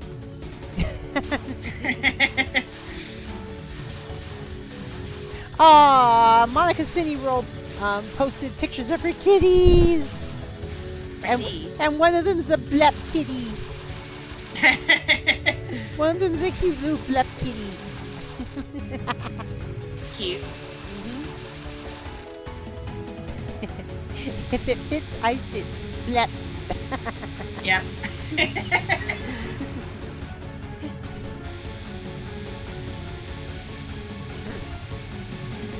So, by the way, yes, this game is 15 years old. It actually turned 15 on like the 15th of this month, Japan time, mind you.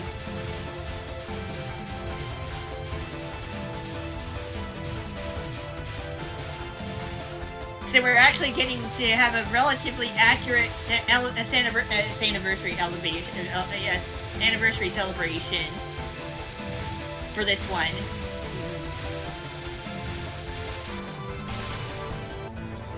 Anniversary celebration with good timing.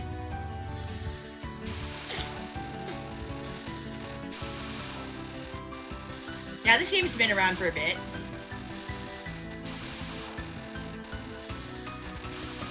I think it might actually still surprise people to know that this series has been going on for quite a while. Since the late 90s, actually. Around the same time as Pokemon. I don't think we really need to touch upon the PC 1988 games, the first set of 5 games, because reminder, replays are not introduced until the embodiment of Scarlet Devil, which is the 6th game. And emulation is kind of required past a certain Windows version. Like, Windows XP kind of removes the PC 98 compatibility with the floppy disks and such. Because it's like, whatevs, right? Yeah, older versions of Windows can run PC 98 games natively. Or so I've heard.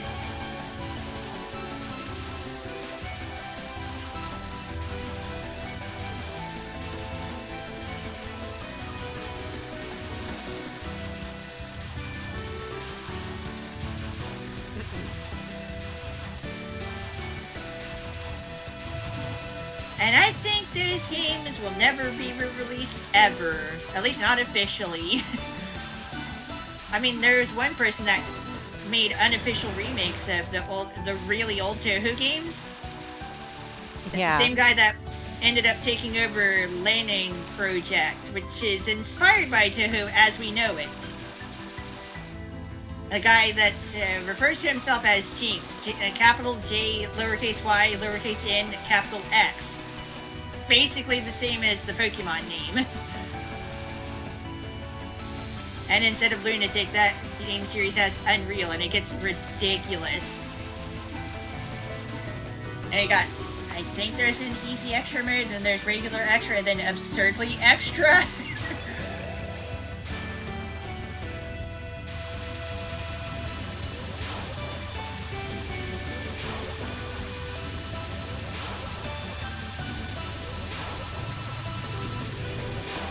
And it takes place in a different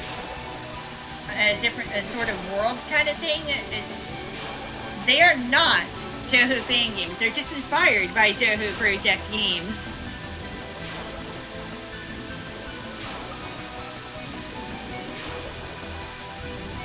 Yeah, what a random time to talk about some other game series that was basically inspired by Touhou, right?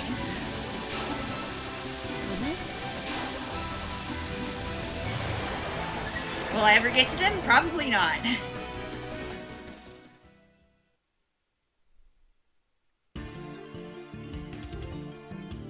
But who knows? I could always change my mind, right?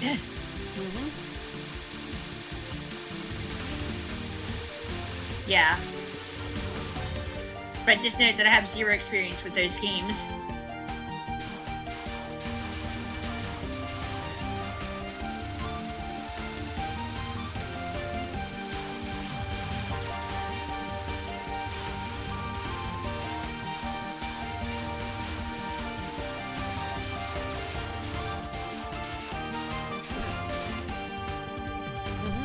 Or sake, not even drop.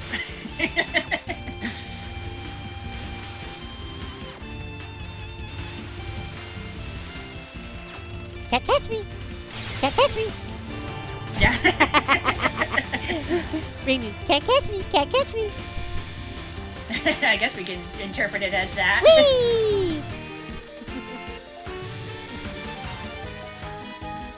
Right as you get to see Aya's speed.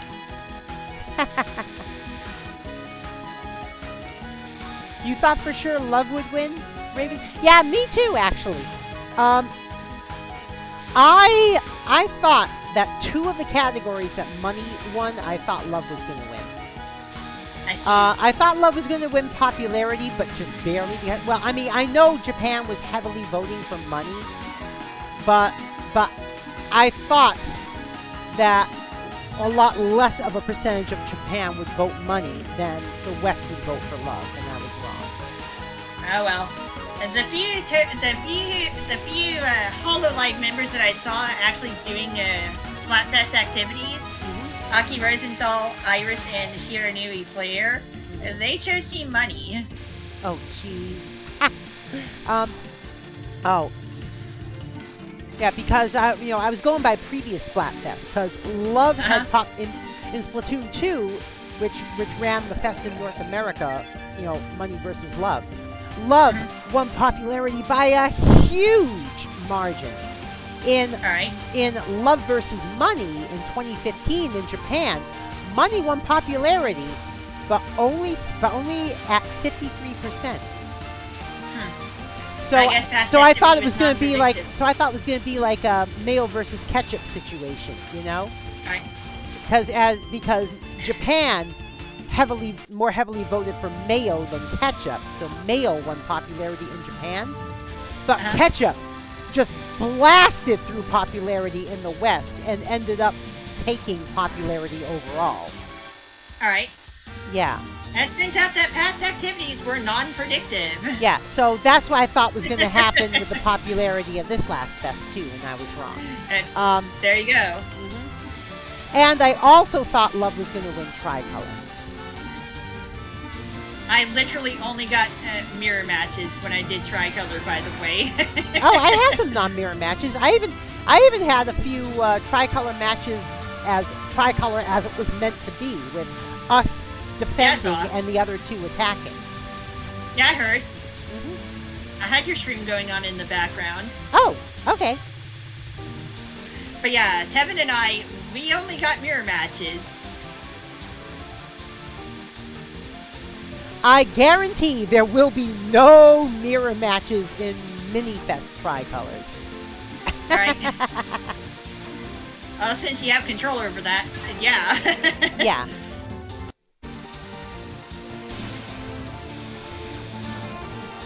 Yeah. However, Fame winning Pro, I called that. I called that one. I didn't call it by as big of a margin as Fame ended up winning the category, but I did call Fame winning that category because it was rumored that most of the big pro LAN players had chosen Fame. All right. And of course, the big pro LAN players usually choose Pro because they want to be in the rankings. Yeah. So yeah, so I knew Fame was going to take Pro. That reminds me, Drago picked Fame. Yep, Drago picked Fame. I think Whatman's primary is Fame because the tune he had with us in Team Love was his alternate tune. But I think he was primarily Fame. I also know Nick, Synergy Nick, he was also Fame. It was rumored that in Japan, it was rumored that Dynamon was Fame. Wow. Yeah. Dynamon. Yeah. Haven't heard that name in a while. I'm still subbed to him on YouTube, by the way. Oh, jeez. He's really good. Isn't his weapon of choice usually the Explosher? Yes. Yeah. It used to be the Dynamo Roller, but it became the Explosher. Explosha. He's really good with it. Oh, where were you, hun? Oh, you're at Enron.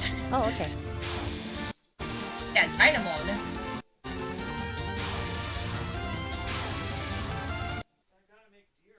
Uh-oh. Don't mind the frame drops. Ah. That was on my end. Maybe, hun, maybe that's what that's supposed to do. Make you not hungry. Make you unhungry. Emmy.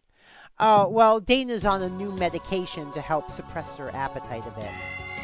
Ah. And it seems, It's the unhungry pill. it seems to be working so far. Well, that's good. But Emmy. Yeah? It's the unhungry pills. I guess. Hey, but so far word. it seems to be working if you don't really feel like eating anything right now. Yeah. Because you what? Oh, you thought it? Ah. And of course I already ate tonight. So. I had food yeah. earlier. Oh wait, shit, I have a drink with me. Ah.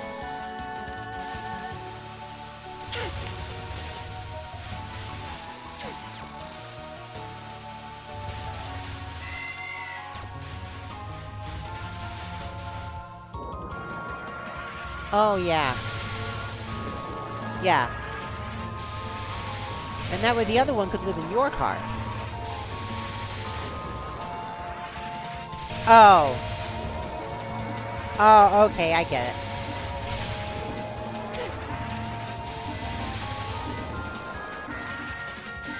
If you just want to see this run by itself, you can actually find it on YouTube. It's not on my channel, it's on Copia Proa's channel. He also has a tool-assisted replay of Legacy of Lunatic Kingdom extra stage on castvideos.org.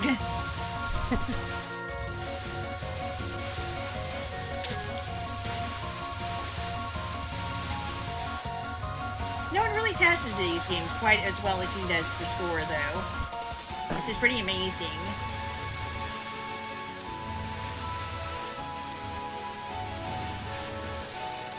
That's Kopiapoa, by the way. Ah. I don't know what his name is supposed to mean, but whatevs.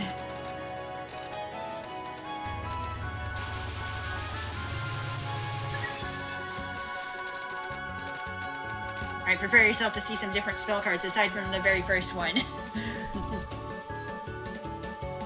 Also, yes, the health bar is red instead of purple because we're not teamed up with Yukari.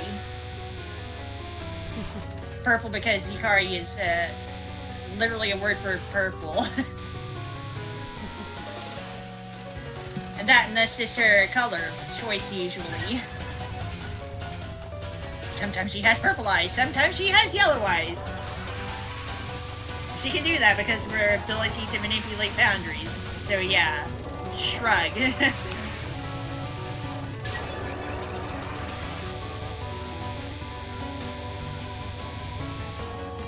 Alright, recollections. We start off with the Mountain of Faith spell. High on the mountain of faith. Do-do-do-do-do. And then, I don't know where this spell card comes from. I think it's one of the fighting games.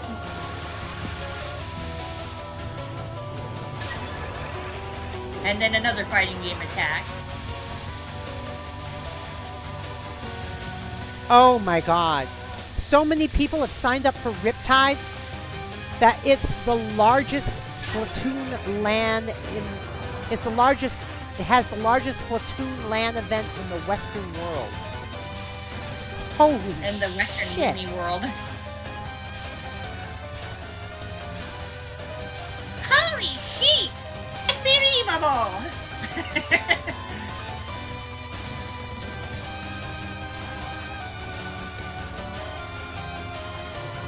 But yeah, the speed splats on this spell card instead of super grazing because, yeah, there was none of that to be had, really.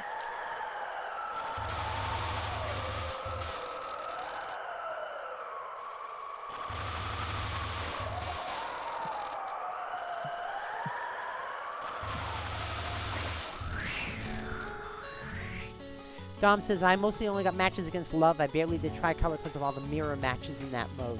Oh, jeez. Wow. Actually, speaking of mirror stuff, I actually had a good string of mirror races in Mario Kart Wii last night.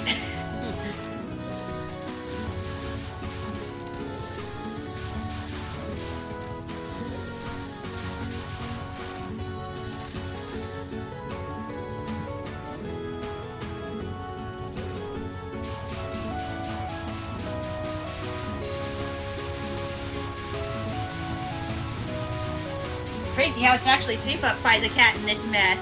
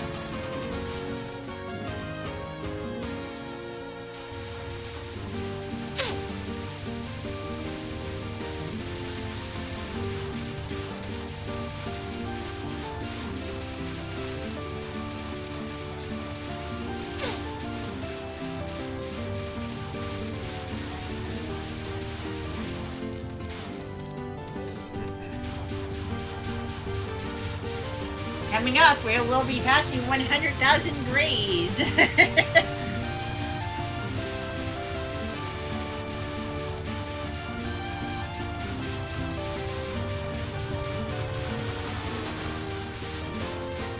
And we're already past 4 billion points.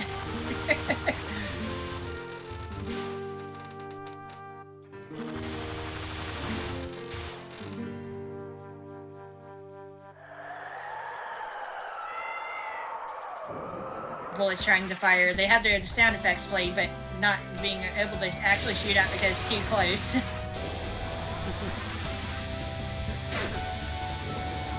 In some ways, this game can be kind of nice for the player. In other ways, it can be very mean.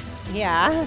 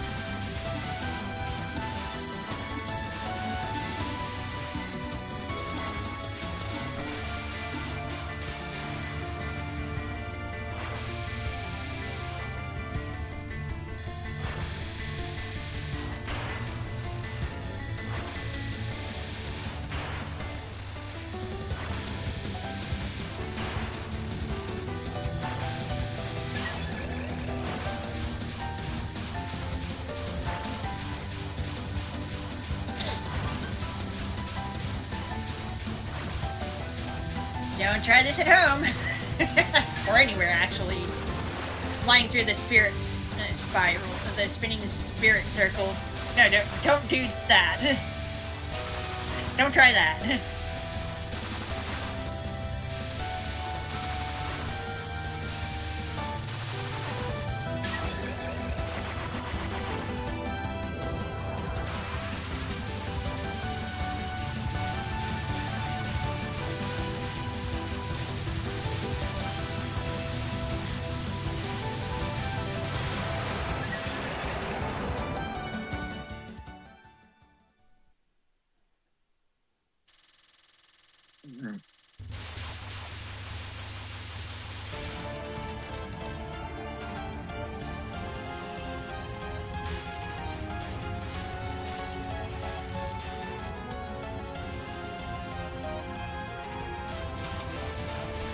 Huh.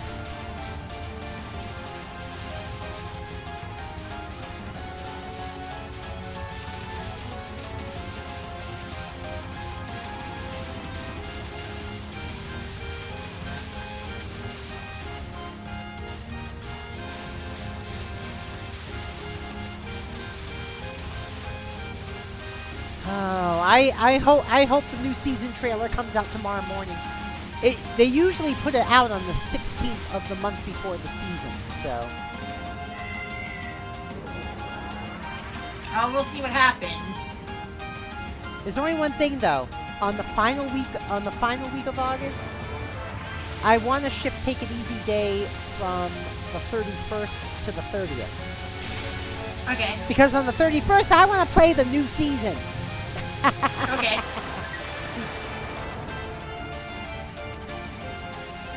We'll just go back to the old days, I guess. Back when it was Take It Easy Wednesday. Yeah.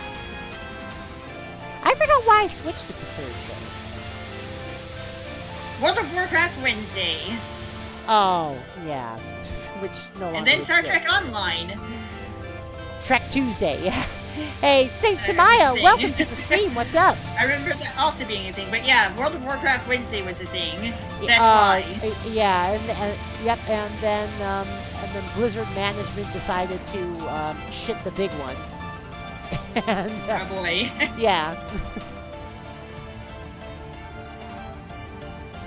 Yes, there is a very, very tiny safe spot right at the top of the bullet spawn. As bullet spawn point for the non-spells. And as for Trek Good luck Online, getting it in real time. and as for Star Trek Online, I still do play it. I just don't really do it on stream much anymore. I did a day of it last month for the Lolnot Festival on Risa. Uh-huh. But before that, the last time I did Star Trek Online on stream was just before Splatoon 3 came out. Uh-huh. And the only thing we made room for was the Take It Easy streams. Yeah. Because you must take it easy sometime, you know? Oh yeah. Well, technically, I take it easy on Sundays, but I usually don't stream at all on Sunday. Yeah. You sleep instead. Yep. Hilariously, my birthday's going to be on a Sunday next year. Yeah, I Why is sleep, that? I don't have to worry about setting things up, I don't have to worry about post-prod, and Dana and I can play Star Trek Online. That's what we end up There's a doing on reason. Sundays now. By the way, there's a reason my birthday's going to be on Wednesday, on a Sunday next year instead of Saturday. 'Cause leap year. Yes.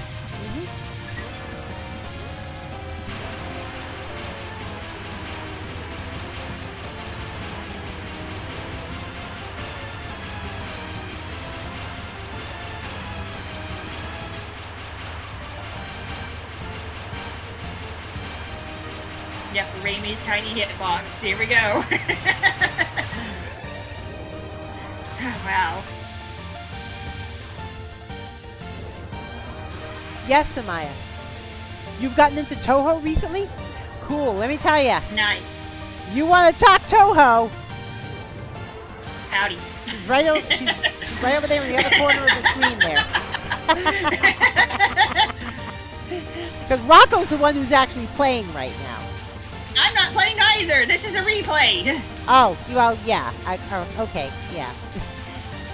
I'm the one running the game, though. But basically, usually once a week. Of course, this week it's twice because last week we had Splatfest preparation. But usually once a week,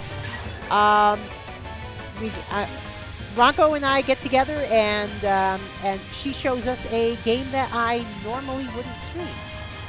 And this month happens to have anniversaries regarding to Project. Yep. We already went through Perfect Cherry Blossom for its 20th anniversary. Mm-hmm. And by the way, that means the embodiment of Scarlet Devil is 21 years old. Hey, it's old enough to drink, right? Yes. Well, to be fair, it's made by a guy that likes to drink. How appropriate. Oh, speaking of which, eventually Tim did make his own beer. It's a dream that he's always had.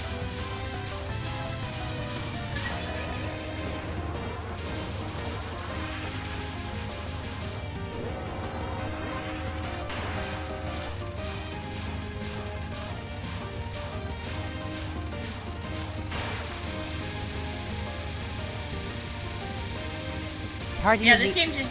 party in the SDN. Yeah.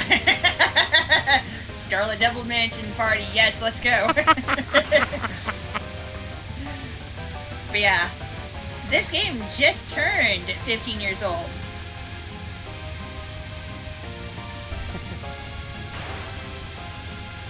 I think we'll have just enough time to watch the rest of the replays because they're individual stage replays. And who cares about the other shot types, I guess. Put my staff up, they're playing my song. The magic bubbles fly my way. Yeah, that score finished at quite a high number. Yeah. 6,795,505,260 points. That is higher than the real-time stuff, of course. Oh, jeez. Doing strategies that you really should not be doing. I know. Alright, we got a bunch of Stage 4 replays. One per shot type, so at least we'll get to see the other shot types. We're starting off with the needle shot again. All these stage replays are by T-Plate Toho. I haven't seen that guy in a while either.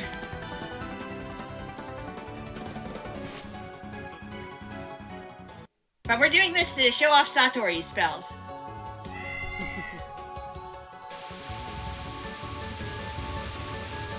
I guess we can skip through the stage then, though, right?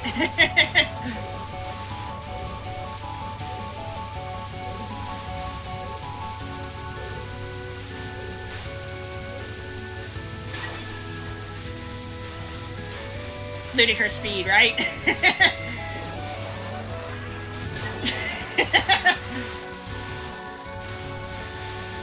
We don't need to see the stage over and over again, especially for a shot type that we've already seen, you know? Emmy. I know. Yeah, just hold down skip and then speed the stage up. Just don't do that while watching the final stage on a full replay of the game, or the game will desync. That's a problem carried over from Mountain of Faith, but I'm pretty sure they fixed it with the Define Fantastic Object. So yeah, that was fixed. That was eventually fixed. And by they, I just mean soon.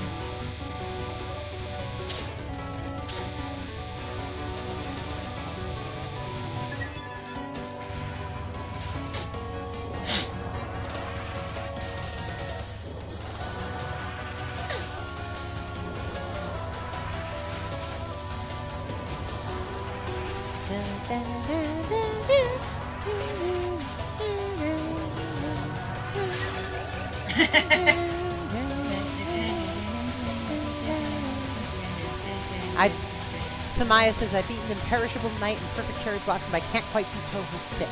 Ah. The embodiment of Scarlet Devil is a tricky one. It's a lot of randomness, that's for sure.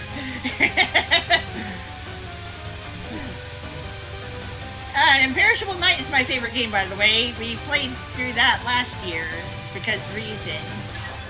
We will play through it again next year for its 20th anniversary.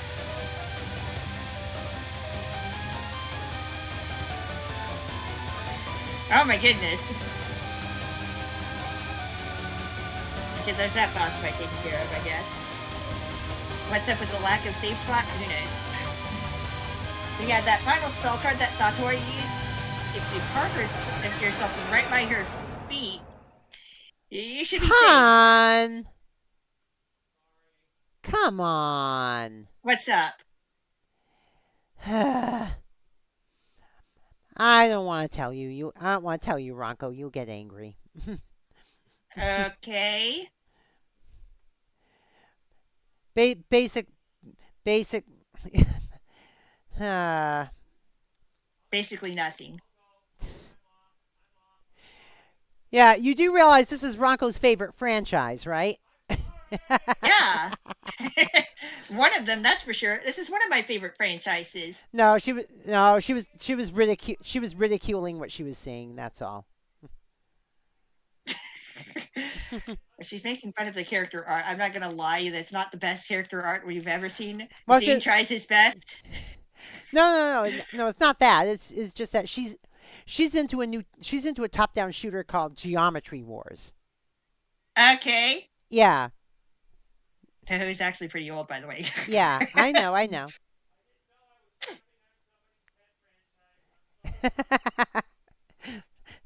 Dana's like, I didn't know I was crapping on someone's pet franchise. I'm sorry. That's all right. Rocco says it's all right. You are forgiven. Yeah.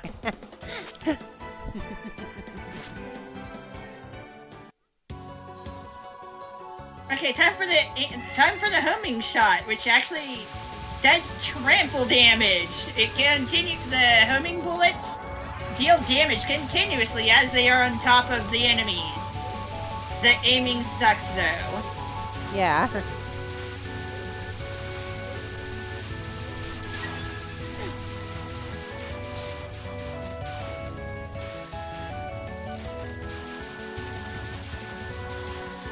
If you let go of shooting and focusing, you will auto-collect all items on the screen, regardless of where you are and how full your communication meter is.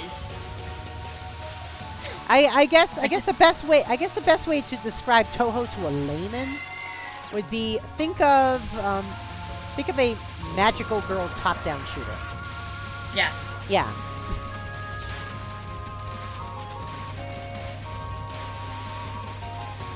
Reimu's initial design was inspired by the protagonist from Pocky and Rocky for the Super Nintendo.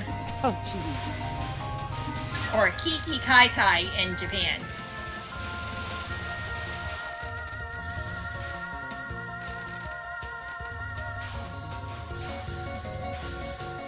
Which is also a bit of a shooter game as well.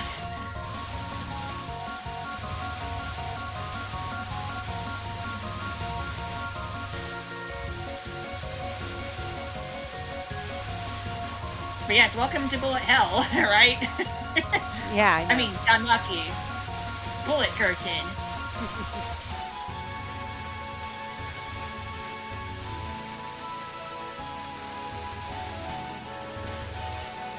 And this is somehow still far from the hardest franchise of the genre. It gets kind of ludicrous with the other franchises like Dodonpachi or whatever. Samaya. Games. Excuse me. So Samaya says, or in other words, Damaku. Yeah.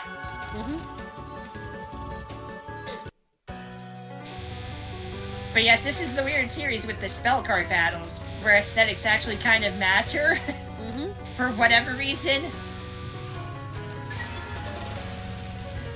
You get to do the spell card battle so you can safely battle against the Shrine Maiden of the Hakuri Shrine without having to worry about killing her and destroying the barrier or whatever.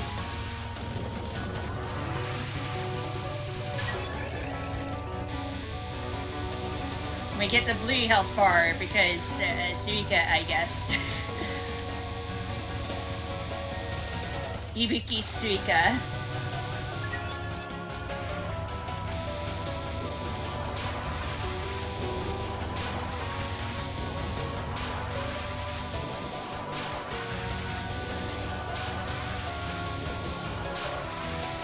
And one of these spell cards is actually called Pandemonium. The one that we should be seeing right about now.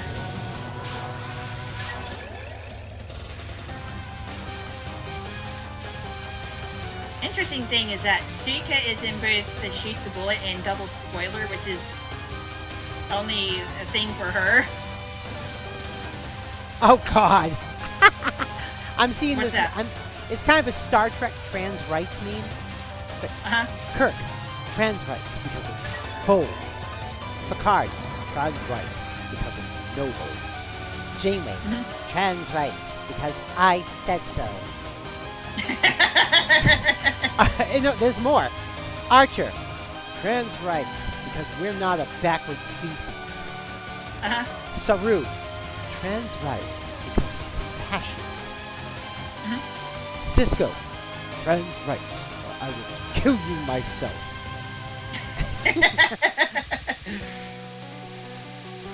Oh, goodness. And that's while he's yelling at you, I guess. Saru, by the way, is a captain from Discovery. Okay. Yeah.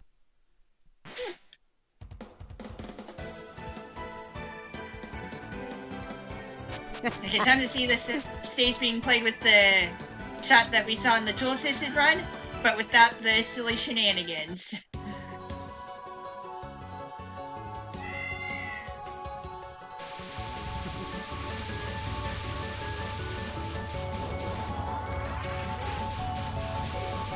But yeah, this game is available on Steam as a reminder. So if anyone wants to just check it out and has a Steam account and enough, it's not expensive. You can do that. Although there had been issues with it. Huh? Samaya says, nice.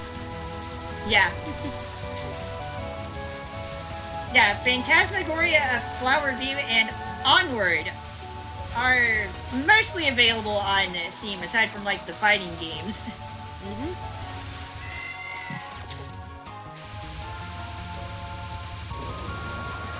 The Danmaku games, yes, for sure. Samaya says, I have to buy this one, Toho 18 and 19. Yeah. Alright. We touched upon unconnected marketeers last year as a way to segue into 100th Black Market due to story ties. We will hit up the new game towards the end of the month, yes. Toho Juoin. Unfinished Dream of All Living Ghosts. Yes, Ghost is singular for no apparent reason, but that's the Dune's English for you, I guess. And they're living, right, as well. So what's up with that?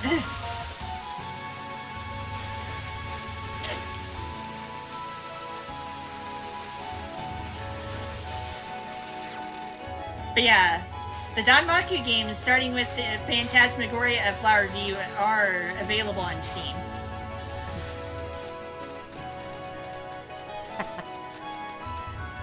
I think Toho Goyoku Ibun should be listed too. It's available on Switch, by the way. There's a Toho available on Switch? Yeah. Oh. 2 of them. Although they are not Danmaku games. Ah. What? Ah. But yeah, Toho Hyo Iguana, Antinomy of Common Flowers, and Toho Goyoku Ibun. How about this, hon? How about... Oh, you're gonna eat it? Okay.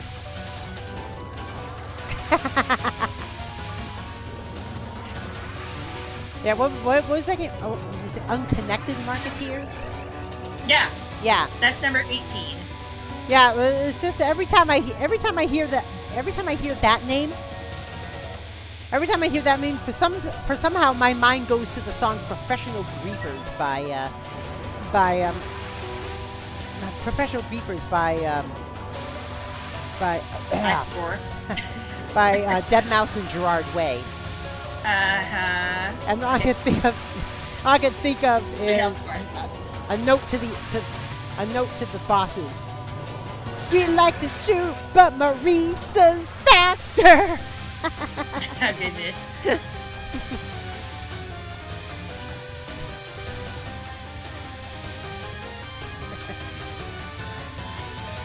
It is possible to dodge through those arrow bullets, by the way. They are not pure hitbox. Just don't try to do it on purpose. Maybe that's a bad idea. Because they fly pretty quickly in that one spell card.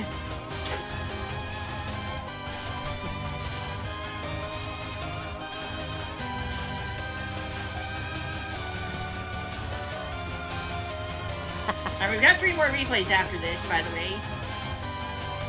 Because we also have to see Marisa's shot types.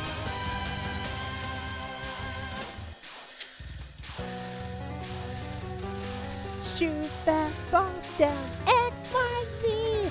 Spell card bombs in level 3. Sorry. Alright, time for Marisa. Oh. Oh. Yeah. Alright. Next. Speaking of Marisa. Here we go. Using Alice's dolls for her options, yes.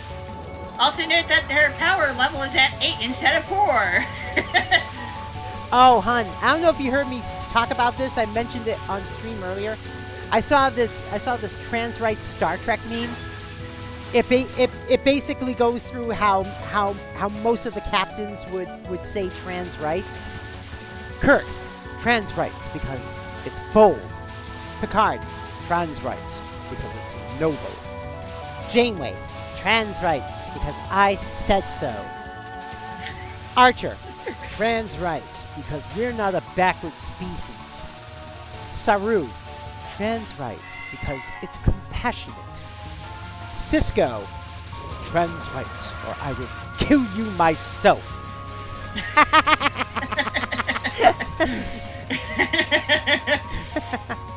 Oh goodness. It's perfect. Well, the thing is, Avery Brooks has always been one of those actors known for playing badasses. Yeah, I guess. I've only seen him in he Star was Trek, but yeah. what was his character's name on Spencer for Hire? Hawk, right? Okay. And then Hawk, the character Hawk got his own series, which unfortunately didn't do too well, but That's Cisco gonna Cisco, I guess. Yep. The Cisco gonna Cisco. He's gonna yell at you, and if that doesn't work, he's gonna kick your ass. Yeah. It's like Q. You hit me.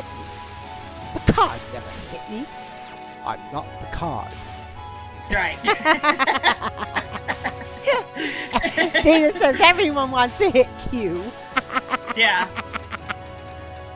Oh, come on. He Oh, gets come on. better, though. Q redeemed himself at the end, though. Yeah, Q gets better. Yeah, he gets better. He redeemed himself at the end. I mean, Yeah. Because every time he'd show up, he usually had some lesson for Picard to learn. And pretty much the only reason why I showed up on DS9 was because he was traveling with Vosh at the time, and Vosh showed up on DS9. Yeah. But he always had some kind of life lesson for Picard. And at the end of Picard season 2, Picard's like, why me? And Q's like, even gods have their favorites, Sean. Yeah. Yeah. And he basically looked at Picard and he said, because you matter to me. And at that That is point, pretty meaningful. yeah, and pretty much at that point, Picard realized that Q was in actuality being his friend all along. Yeah. And just before Q used the last of his powers and died for all intents and purposes, you know, he was just about to send them back, and Picard just gave him a big friendly hug. All right. As a big friendly thank you hug, and it was so the feels, seriously, the feels from that. I mean, even Q looked like he was about to cry. I mean, come on. Hey, by the way, those aimed yellow bullets that we were seeing a moment ago. Yeah. That was from Shoot the Bullet. Yep. Which we may or may not get to at some point. Oh, okay, thanks. No, it's alright. Exploding doll attack. Also, Satori was not able to wield the dolls as well as Alice would because less dexterity. I know. What win? What was that, Rocco? Yeah, Satori was not able to wield those dolls as well as Alice because less dexterity. Oh, gotcha. So the patterns ended up being a little less defined, especially for that first spell that from Alice.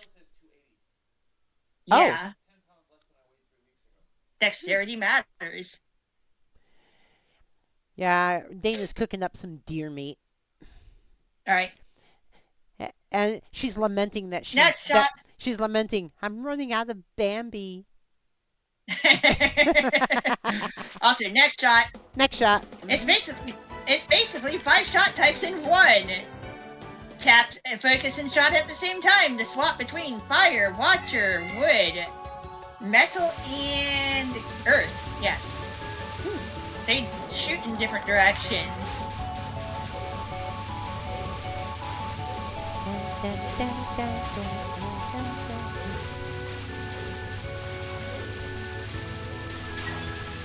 Have you heard enough of this theme in the Satori's boss theme yet? Oh God.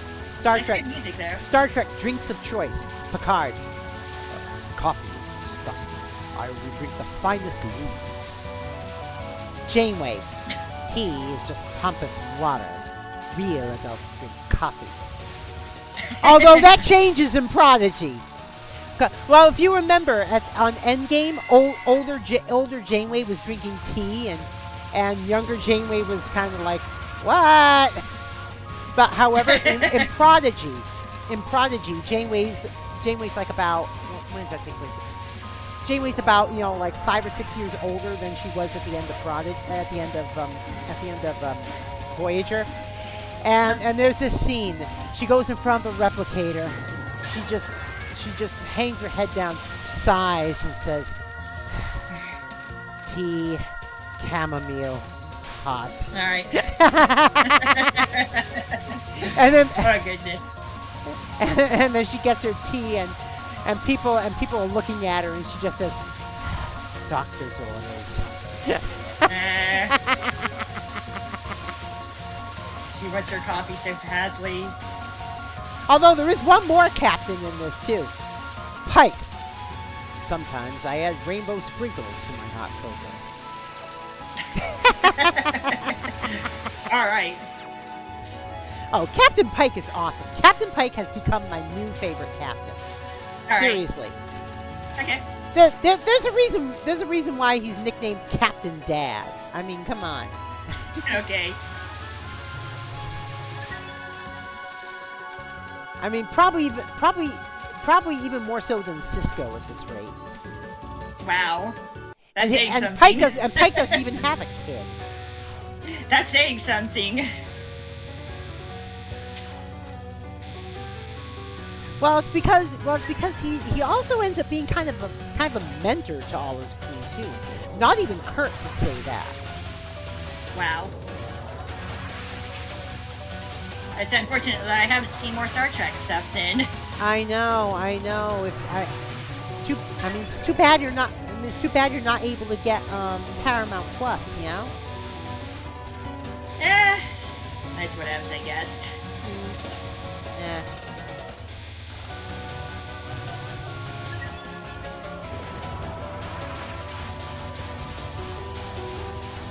But yeah, but of course, Star Trek, Star Trek: Strange New Worlds takes place like just before TOS, more or less. I mean, technically, right now it's taking place 6 years before TOS. Okay. Yeah. And yes, we have seen Lieutenant James T. Kirk in Strange New Worlds. All right.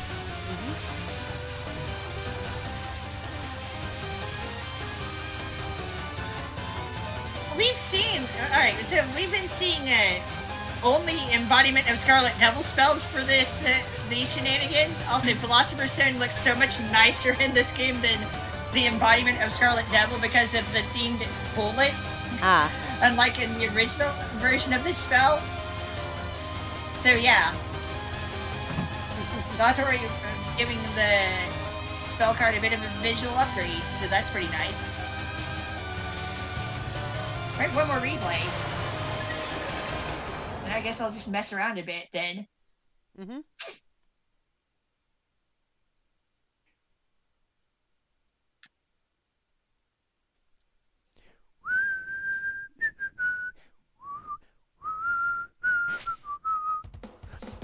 heartfelt fancy. Great.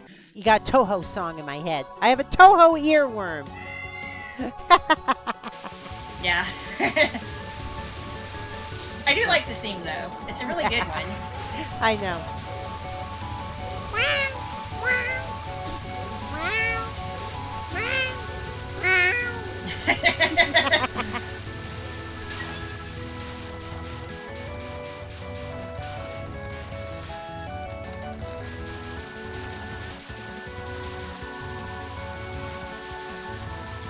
At least the music is really good. Oh, wow. All the oil from the FSO Safer is successfully offloaded, averting a large-scale disaster in the Red Sea. Nice! Good. Well, the thing is that was an old tanker that was an old tanker that had decaying oil in it. I'm not decaying oil. The super tanker is decaying. Ah. Oh yeah, that's fine. Oh. Yeah. Hold on. Yeah, would be. Yeah.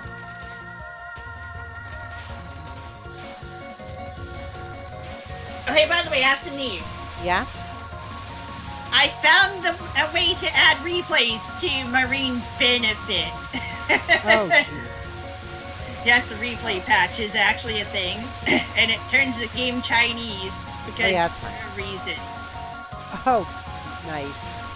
And there is indeed a perfect lunatic run of that fan game. On top of there being a perfect extra run.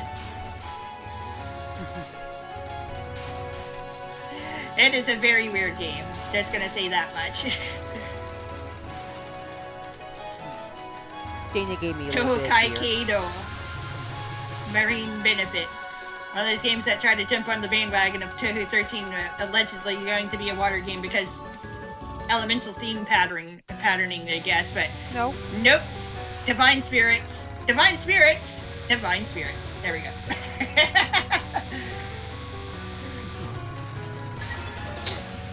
Dana was like, is anyone whining about it being a cute wild animal? Yeah. I'm like, no.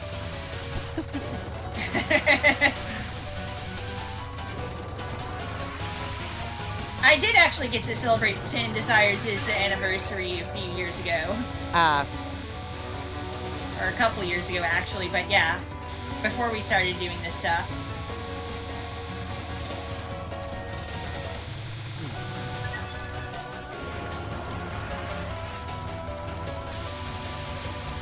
Basically what happens is, the reason why we were able to get so much deer meat is because every year our state Department of Natural Resources has to make sure the deer doesn't get overpopulated.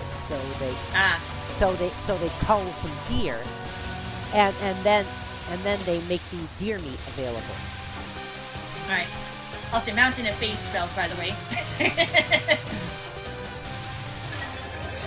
Because by this point, that is the only game that Nitori had been in. Oh, jeez.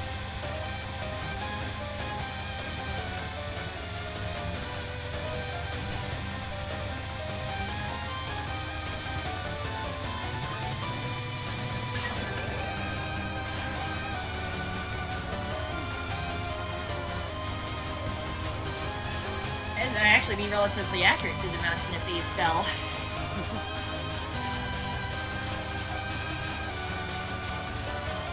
That's it for the replays.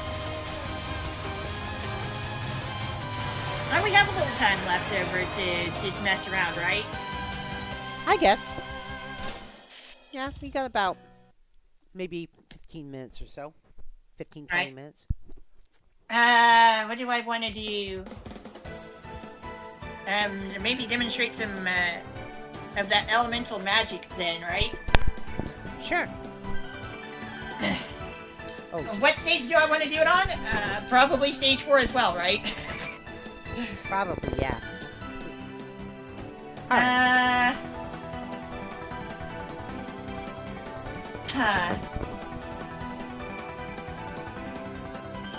Oh, that was delicious, hon. Thanks. Ha!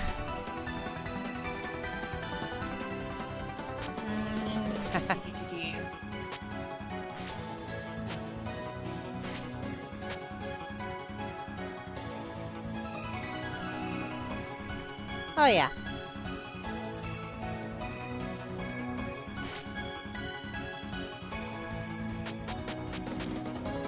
We're back at this stage, but it's easy.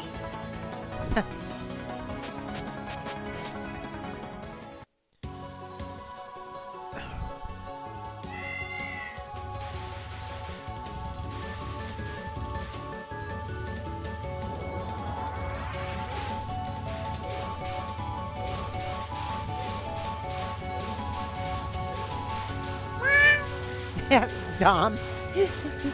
Dom says, Dang it.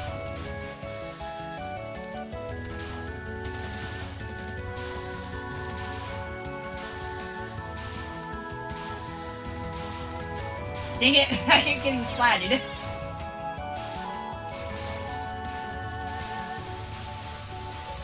What else?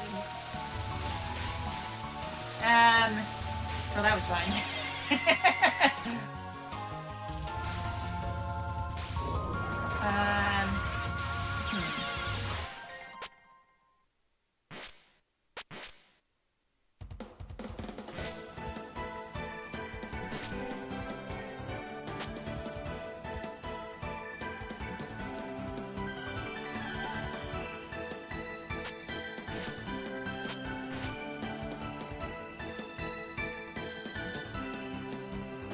I'm not quite sure what I want to actually do, you know?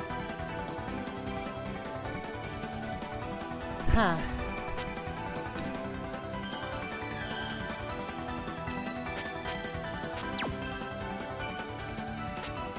Stage 2 then, I guess.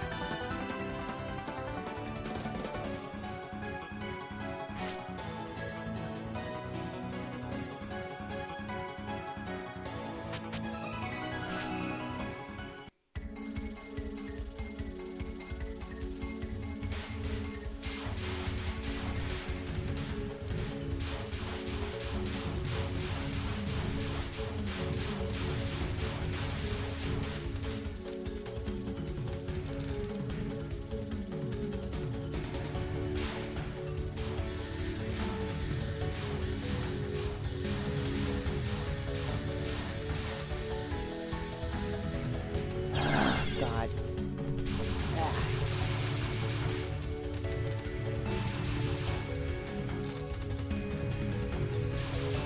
All right.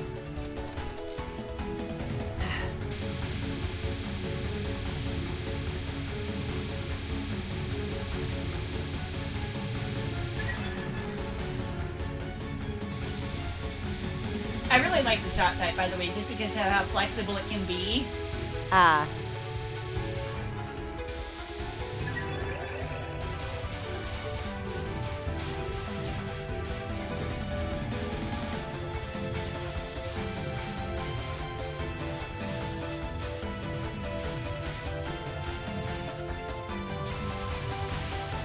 Yeah, the switching between the shots is the elements is a little finicky, to say the least.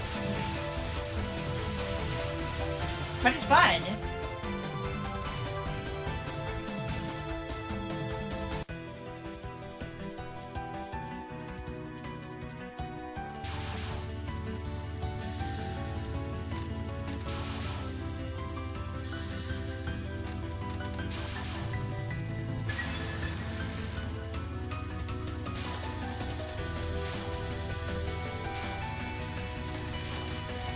There we go. All right.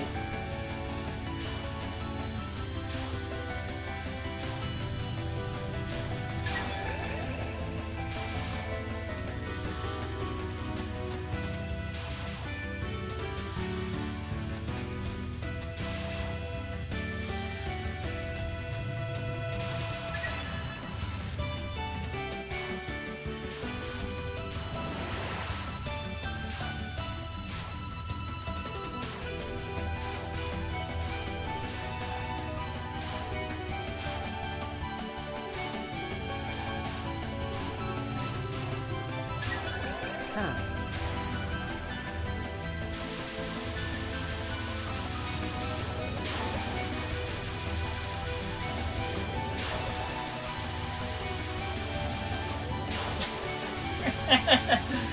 Things that I can think of on the fly, huh?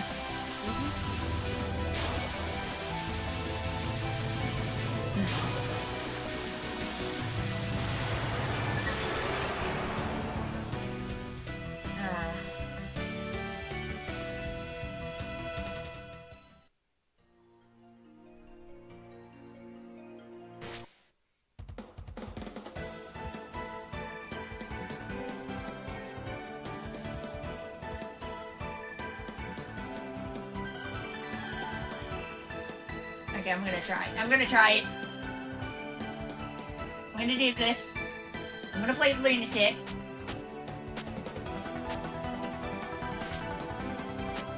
Oh God.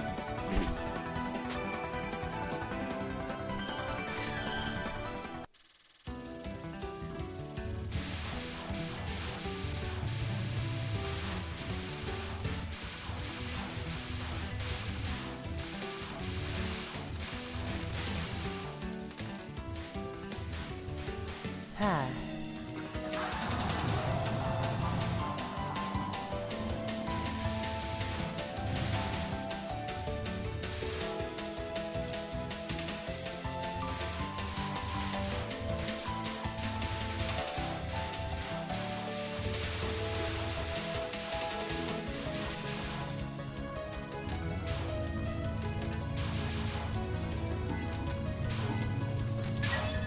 Dang it.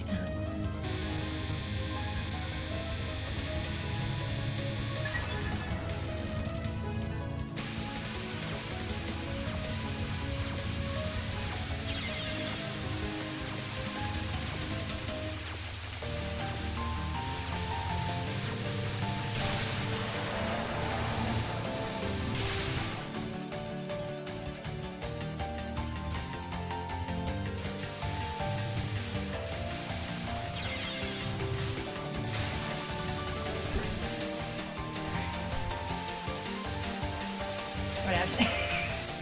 Thankfully, we start off with maximum life, right? Yeah. Ah.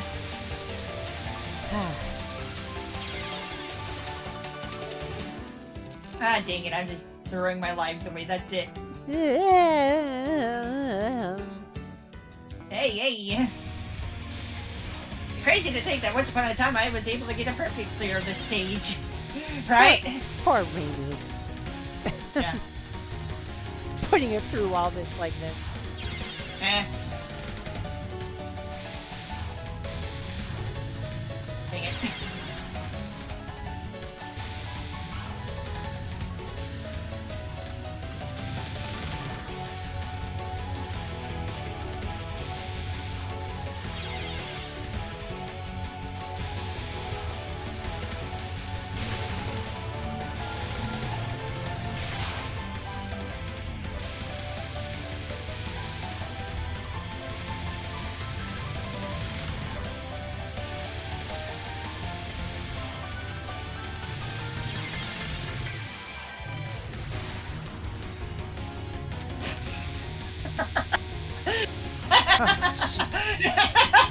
Mickey Mouse! At least I got one spell bonus.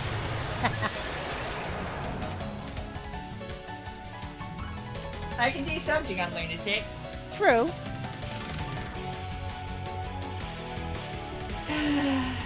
Wow. I know I got a perfect clear of at least one first stage in the series on Lunatic. It's either that one or 10 Desires. I'm pretty sure it might have actually just been 10 Desires. But I can do something on Lunatic. I got into stage 4 on Imperishable Night on Lunatic. Once upon a time. Yeah, Lunatic is indeed ridiculous.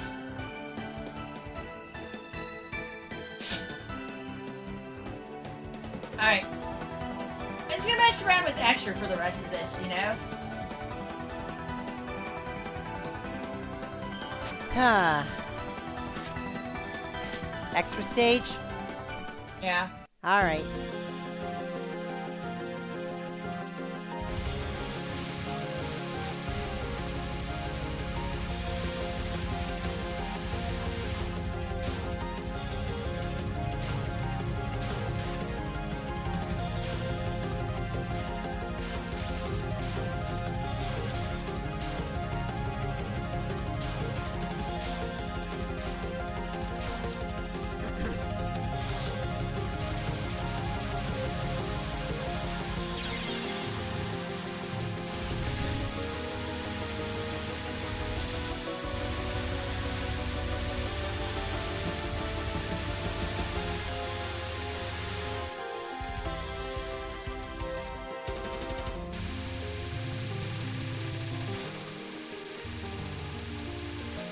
Yeah, this run-in's not going very far. It's safe to say, right?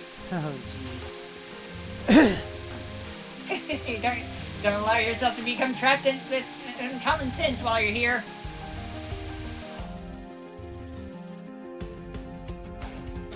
Yeah, Sane has eventually learned how to embrace the nonsense of Gensokyo.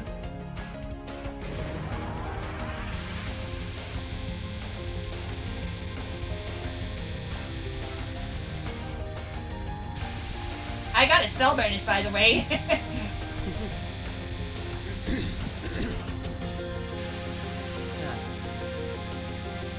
And then game over.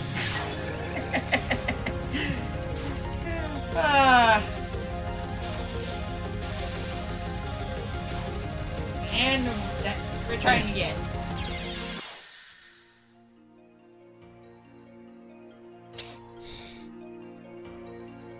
The only extra stage that I've actually cleared is Imperishable Night. And I did that a few different times because it's last word unlocking.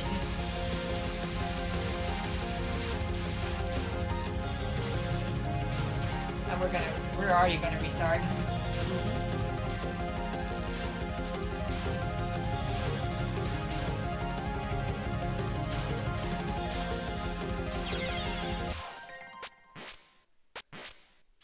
It's a real shame that the homing shot in this game is very not useful.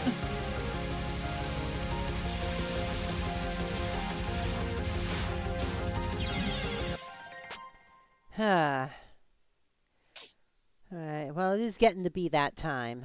Yeah, I know. Mm-hmm. I'm keeping an eye on the clock.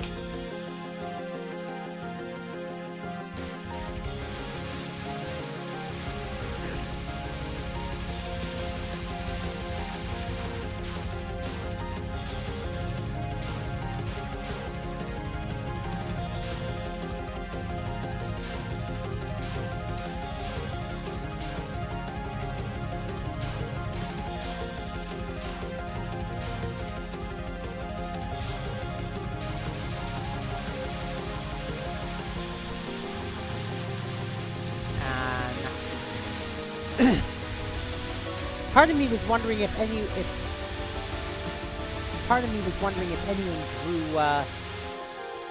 drew any of the foam stars as inklings. Wait a minute.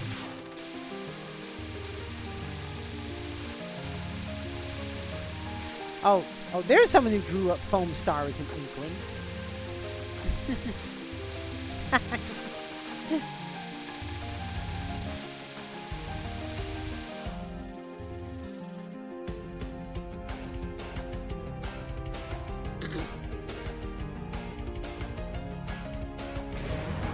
And don't move around too much with this spell card.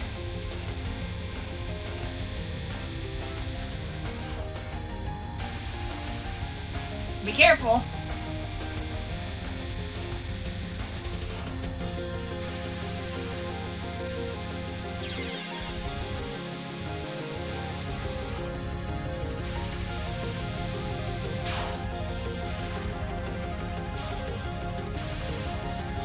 There's no shame in using your attack.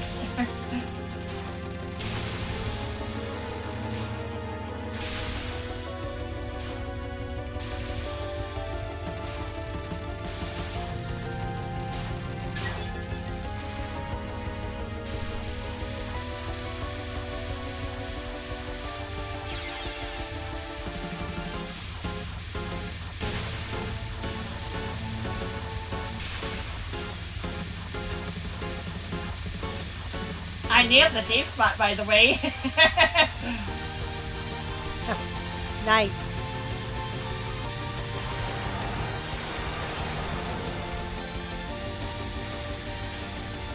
Yo, mate, why is stream so loud today? My phone. Well, maybe I have to turn down the damn volume every once in a while. Okay, that's better than before.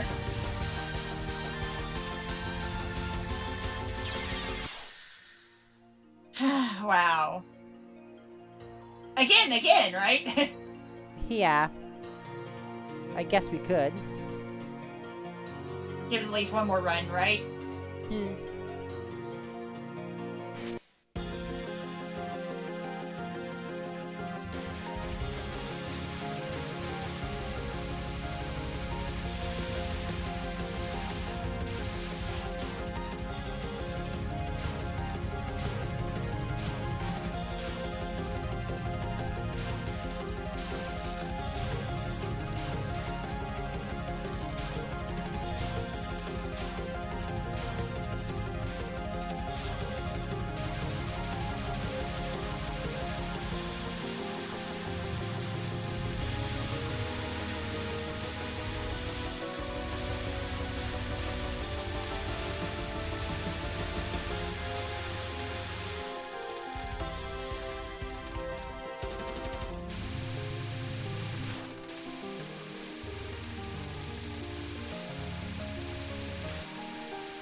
My hand hurts from gripping the Super Nintendo controller so hard.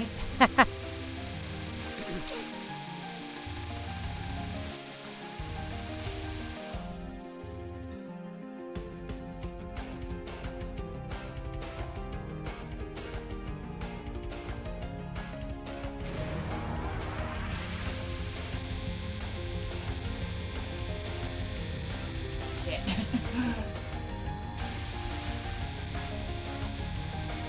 At least I've got that spell card one time. True enough.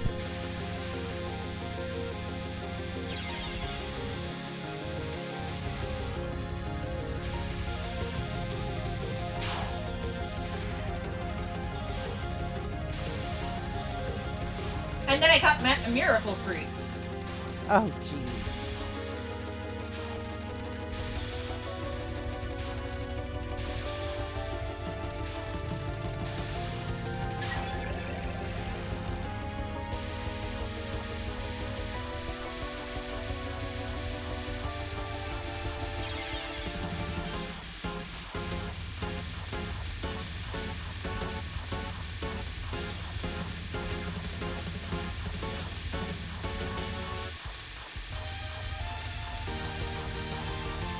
Yeah, I think I was a little too high up on that safe spot.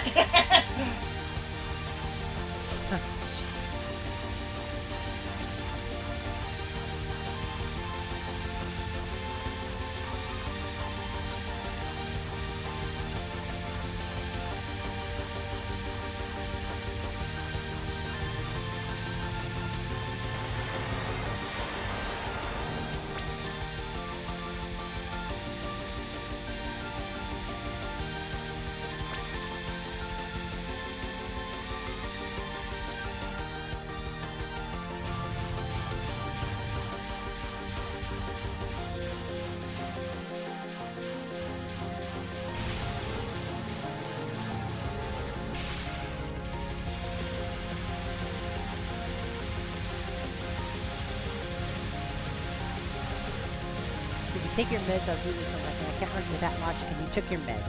Ah, okay. I guess that works.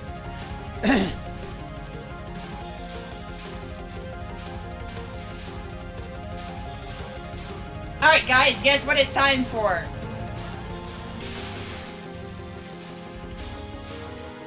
It's time for the stage boss.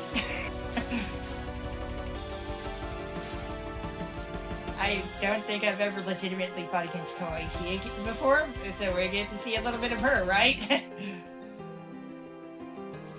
I don't know. She's here because she wants power too, I guess. I forgot to mention that. What the hell is she here for? She wanted to see the get some power from Kaneko as well.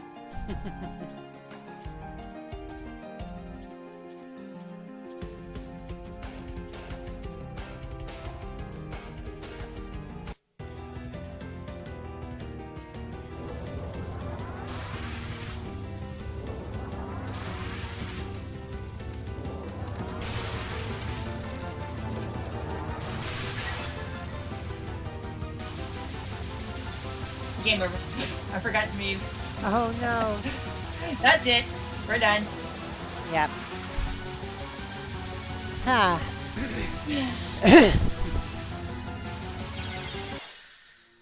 Alright. Alright, so what do you have for us on Thursday? Tohoki Shinjo! Double dealing character. Oh, jeez.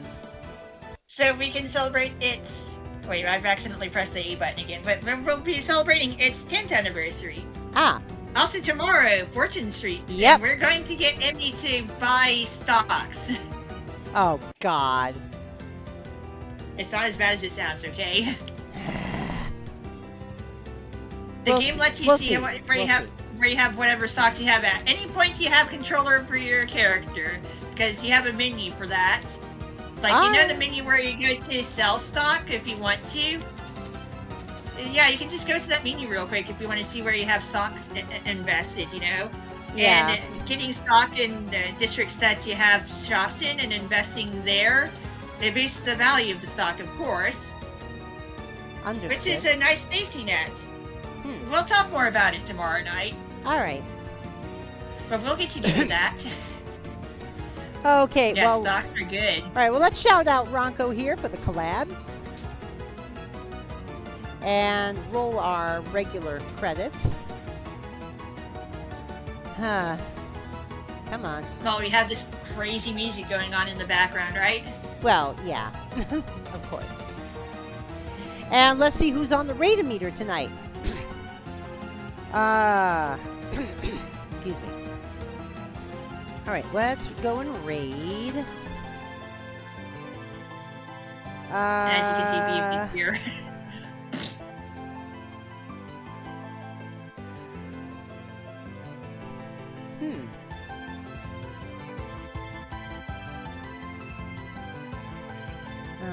Trying to think here.